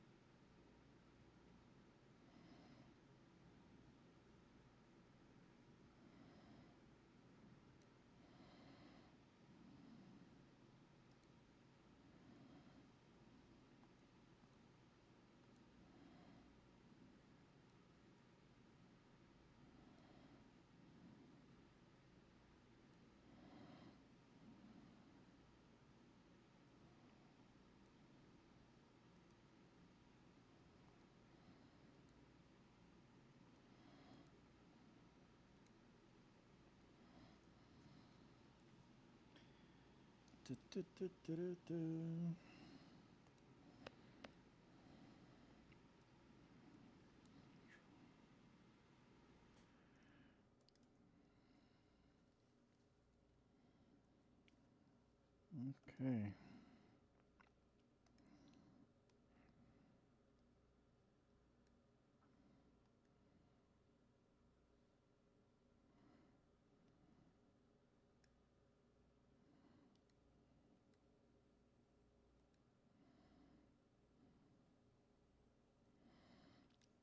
Perfect.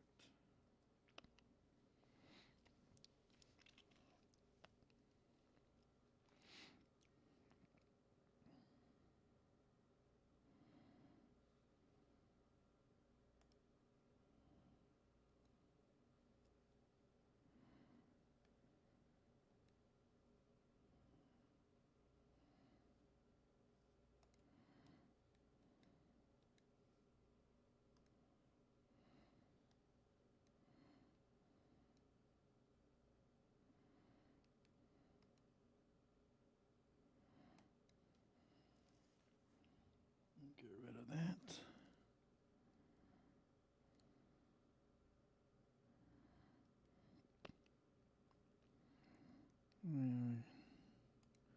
We're just gonna trace over this hand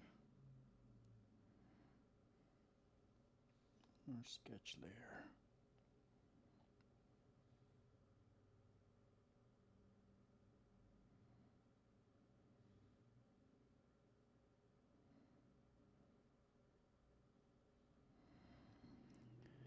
Now this hand seems a little bit smaller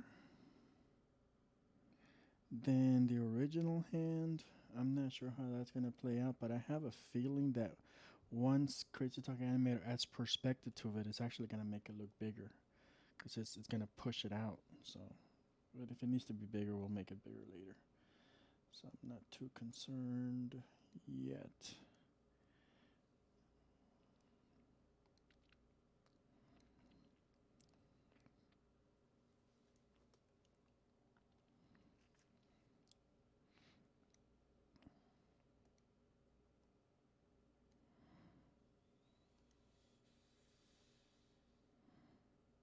Perfect.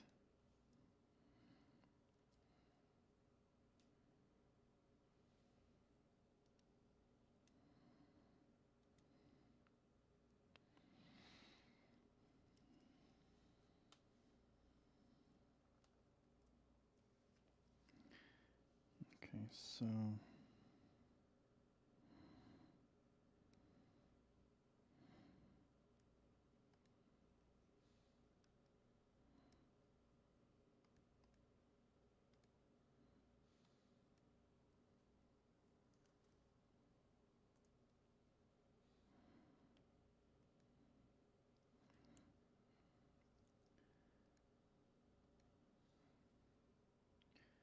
duplicate that arm.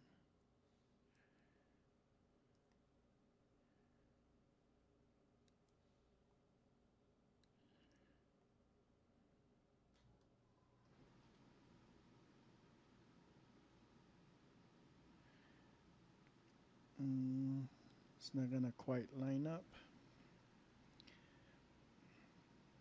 because it really does need to be here for perspective reasons. For design reasons, something like this. But I'm not gonna sweat it too much. I'm gonna try to keep the angle as best as I can. Let me see what this angle looks like.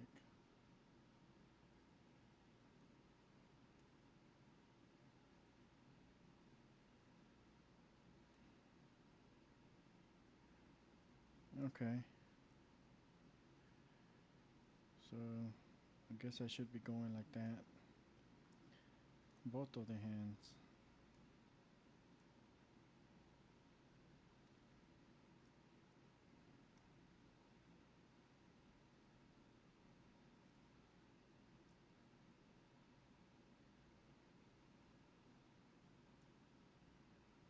It should be something like this.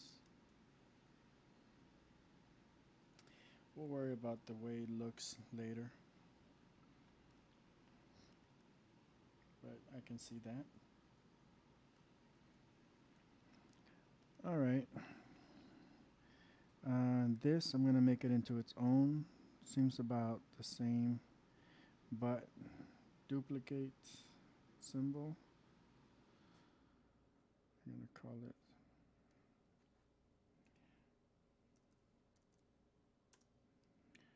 And we're gonna edit it a little bit.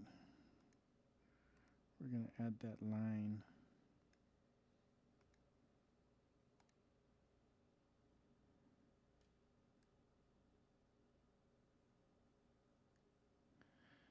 Just so we can have that difference there.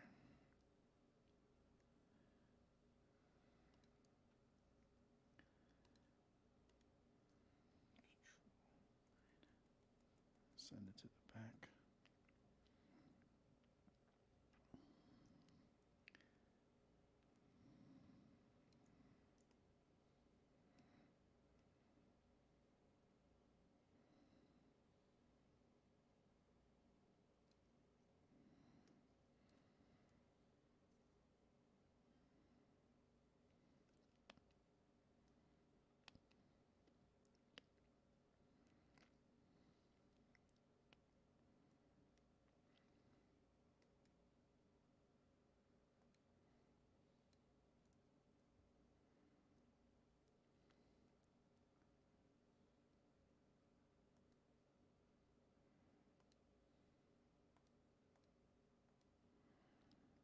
Okay.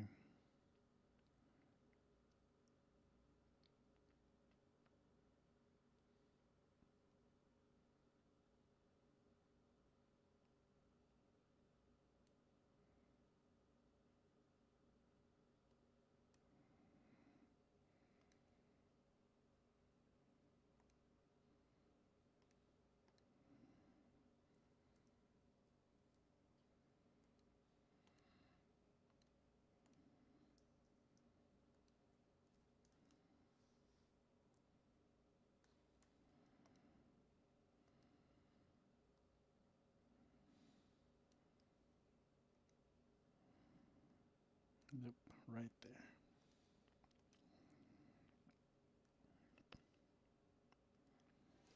Let's do the other one.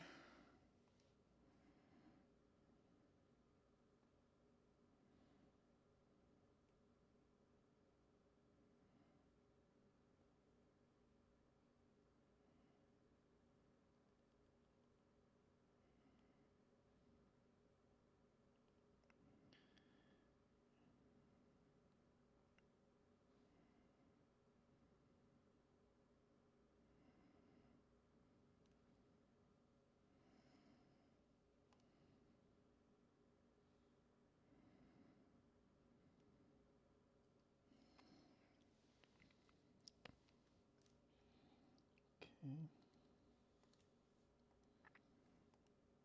I'm gonna leave out that little nudge there, and I'm gonna just kind of move into it like that.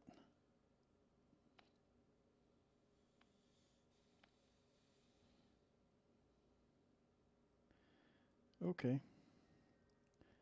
So we're gonna turn that into a thing. F8, F8.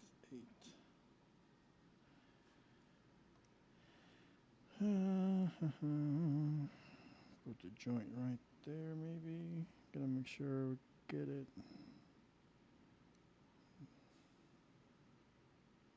That looks about right.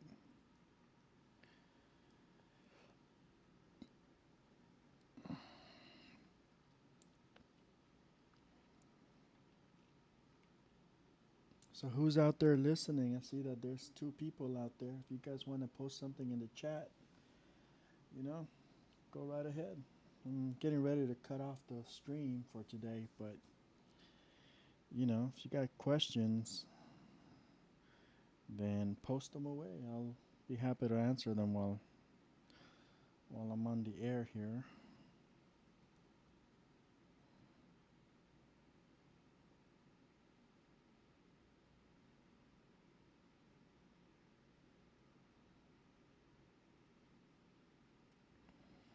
Once I finish this angle, I'm gonna test it, and I'm probably gonna call it quits for today.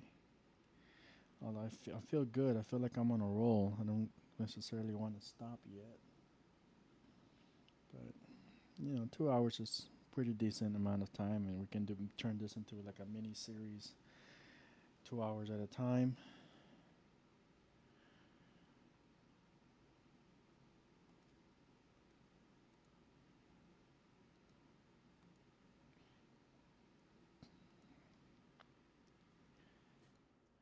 Okay, F8.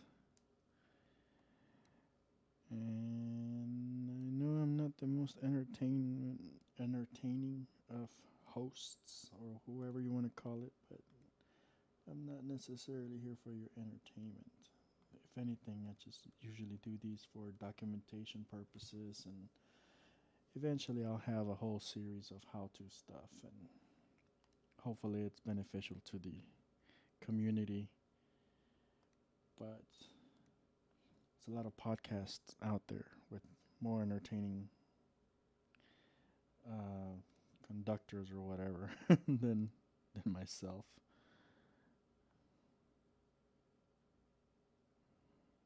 That's good enough.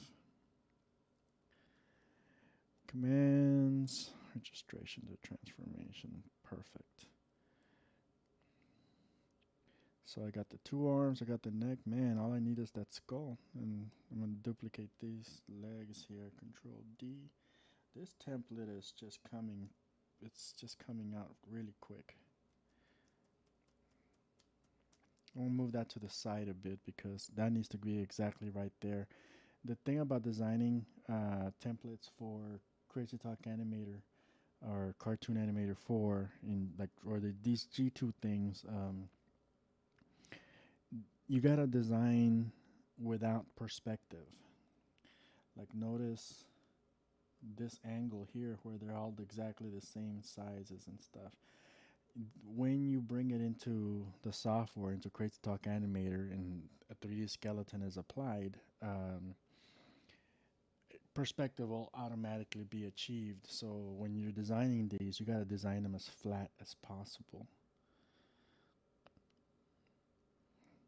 Okay, let's get these sketch ones cut, put them in the body parts layer, paste in place, lock it back up, and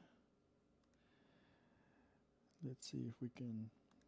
Actually, I'm going to use this skull as a guide for the size of the sideways skull. I'm going to try to get the head as best as I can.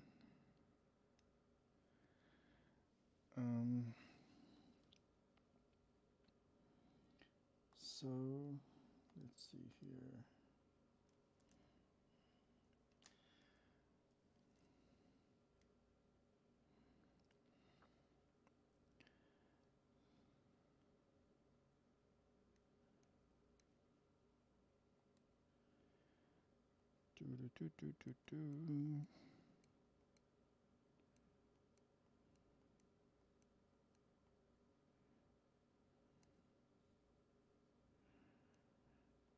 This nose will probably be right there.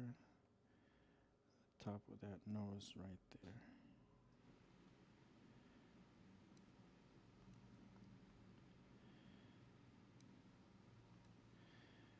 And the back of the skull.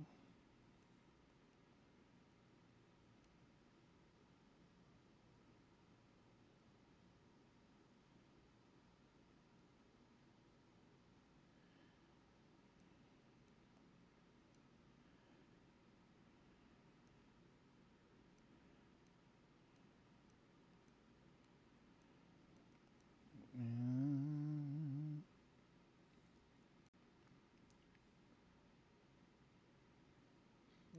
this eye, something like that.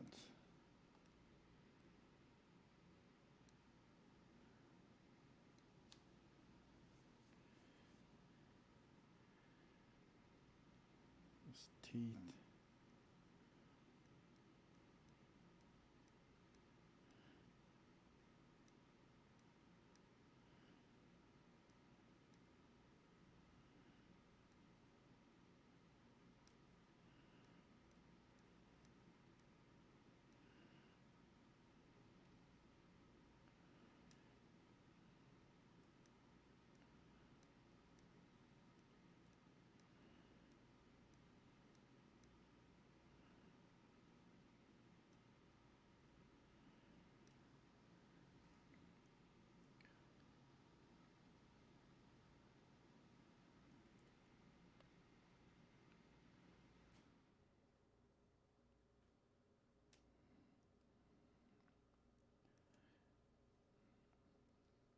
Bottom part of those teeth.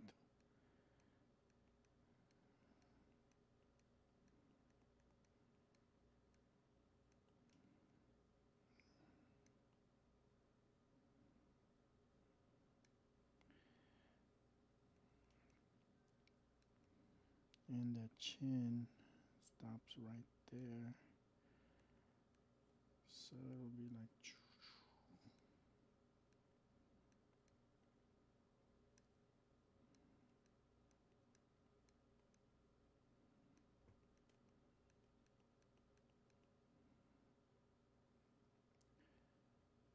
really weird. And I'll probably have to rotate this or find a better way, but that's starting to feel like what I need. The pivot point is right here, I think. No, the pivot point is right here. This is for the neck pivot point, and that's for the head pivot point. So it's going to be right there. So I really think, I mean, ideally, the skull base should be like right here. But that's going to look weird if I do it like that.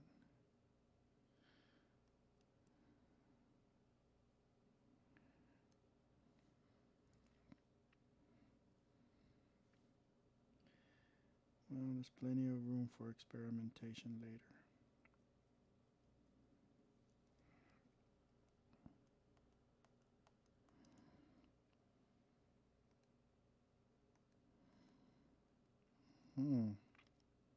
I might not be too far off because according to the design, it does go all the way out here. Alright, I'm not too crazy.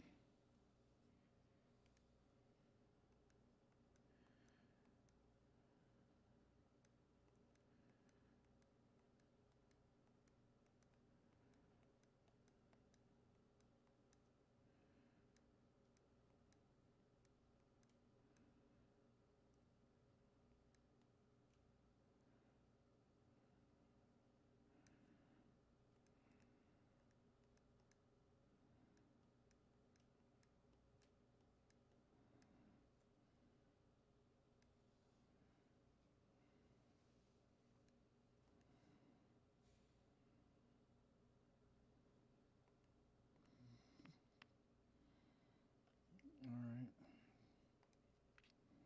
See if we can get some cleaner line work.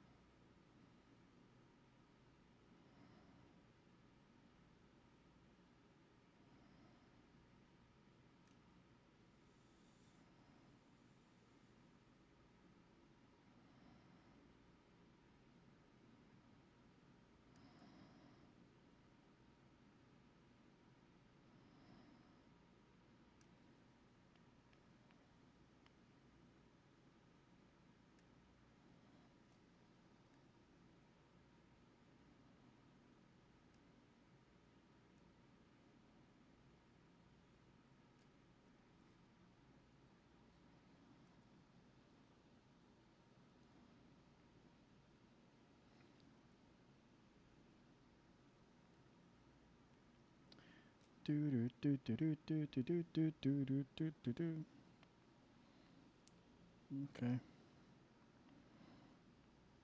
So something like that.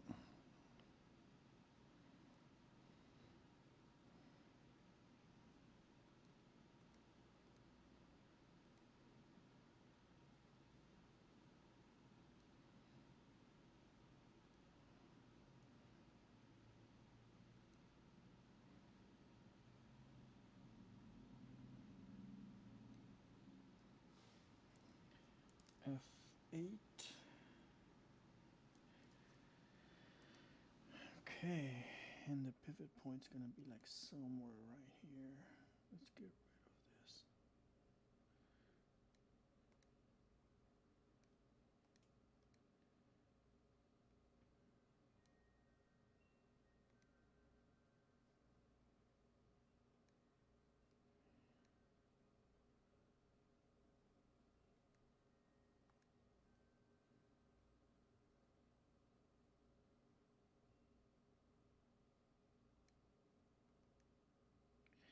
Pivot point's gonna be right there.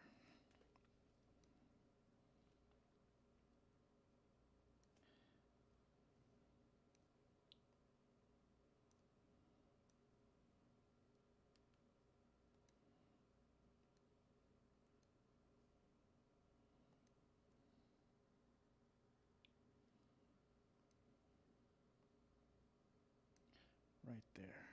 Commands, registration to transformation.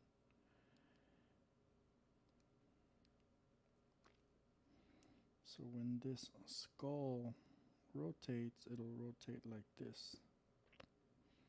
Oh, that's beautiful. Love it. Perfect.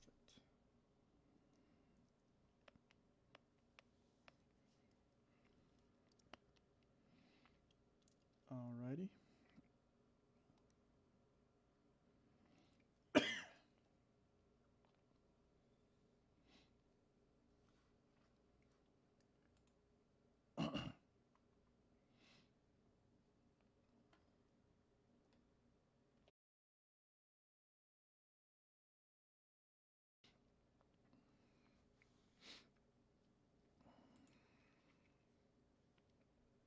All right. So, oops, I need that. So I got all the main parts. I'm not worried about the facial stuff just yet. Let's go and do the rigging. Let's put this into the body parts layer.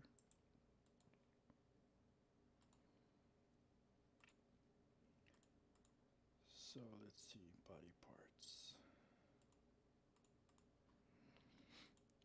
Okay, so this is going to be the head for the 90 degree or 270 degree angle. Head, boom. Then the neck, bam. Upper torso, lower torso, the right upper thigh, the right shank, the right foot, and the left thigh, left shank, left foot.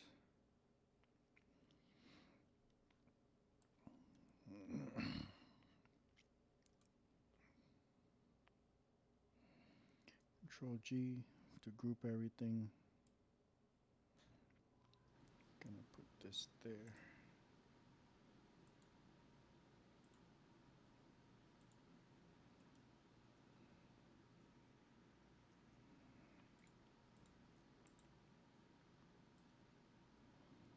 I'm gonna move this all the way to the back.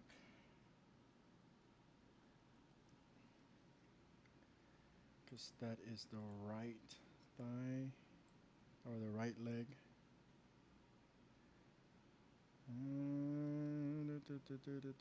Properties, I just want to confirm. Yeah, the right. And then paste in place. try to align it as close as possible.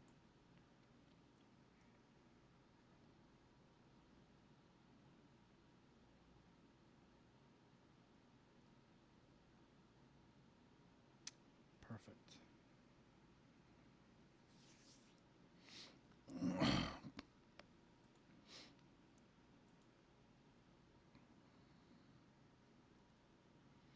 Break it apart again.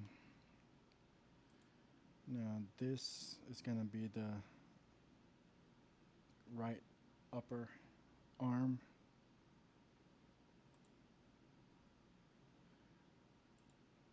Boom. Right forearm. And one of the things I do for the hands is I try to make them point down as much as possible. And then I do it because that allows me to keep this with the little nud in the front.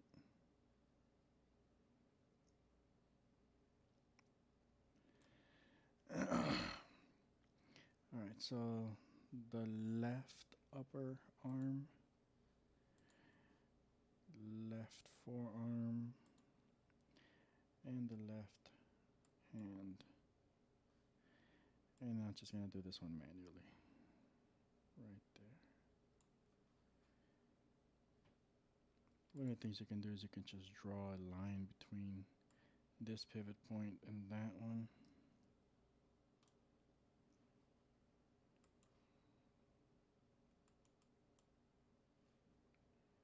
See if we can do it again.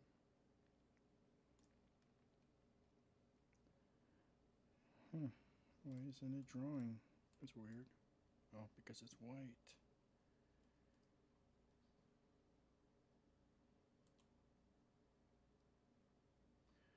Now, why is it white?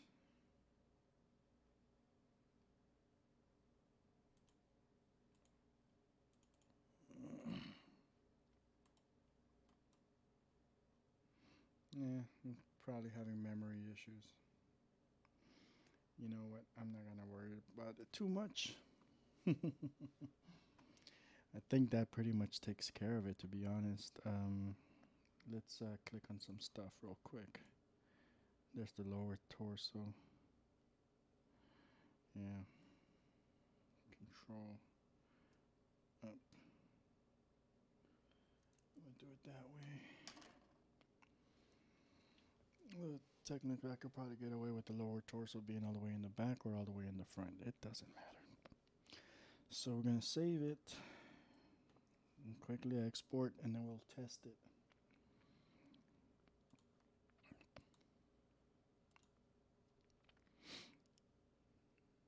So this was actually really fast. It's a very fast template. It's, the discrepancy between the sizes of this doesn't quite feel right to me, but oh well. Let's see.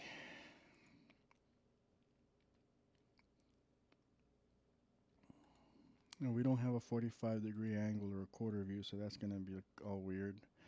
But the 270, we should have it, unless I didn't export it properly. Let's do that. Control Alt Shift S. Tonea 1.5. Export, yes. Let's try it again.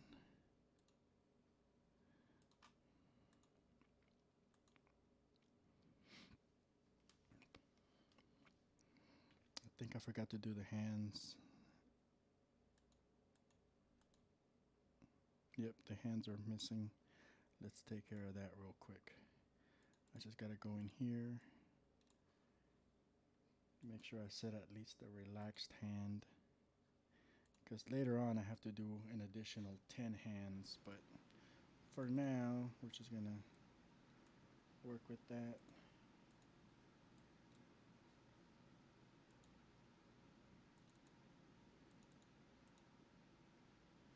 Perfect.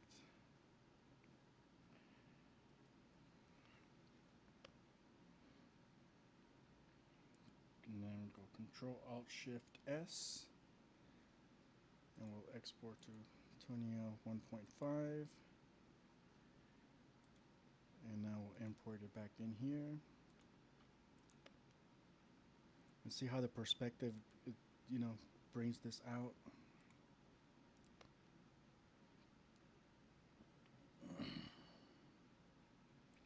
So there's the hand.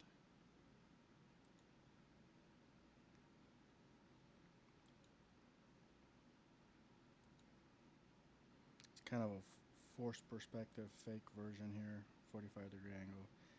Obviously, we're going to make a completely original one tomorrow when we resume this little series or whatever you want to call it. Let's adjust the layering real quick.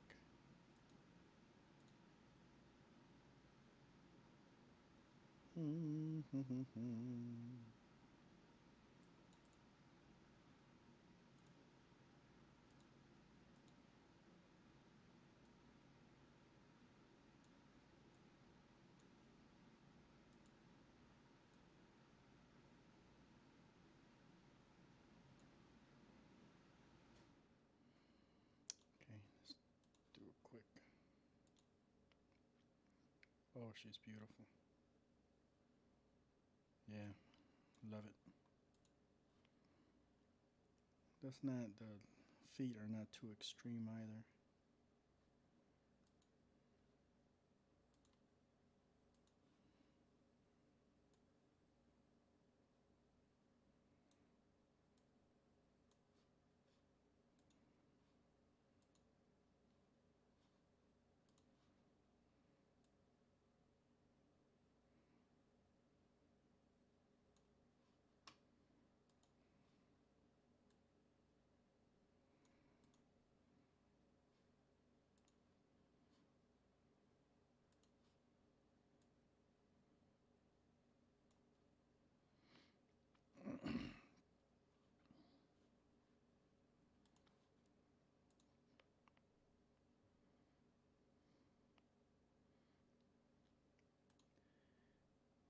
Wow, she looks good.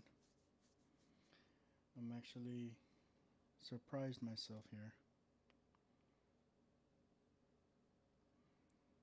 Of course, Tonea has a bigger booty, so we're gonna have to add a little padding there. That would be interesting.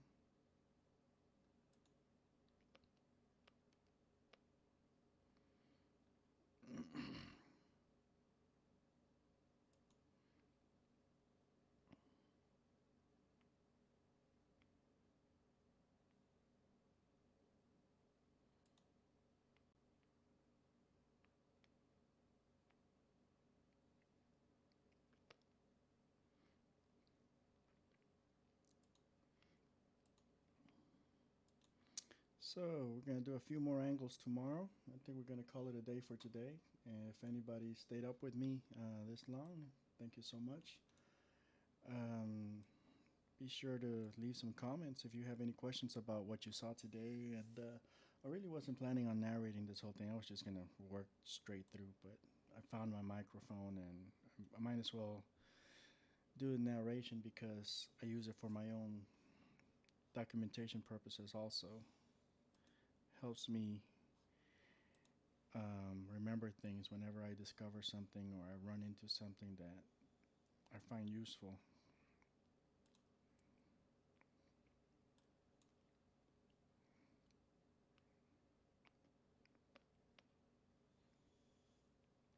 So tomorrow we'll do that quarter view angle and front and back, and we'll do the back angle, and we might actually be able to do the whole design stuff too. We'll see. We'll see how long it takes us to get this whole character done.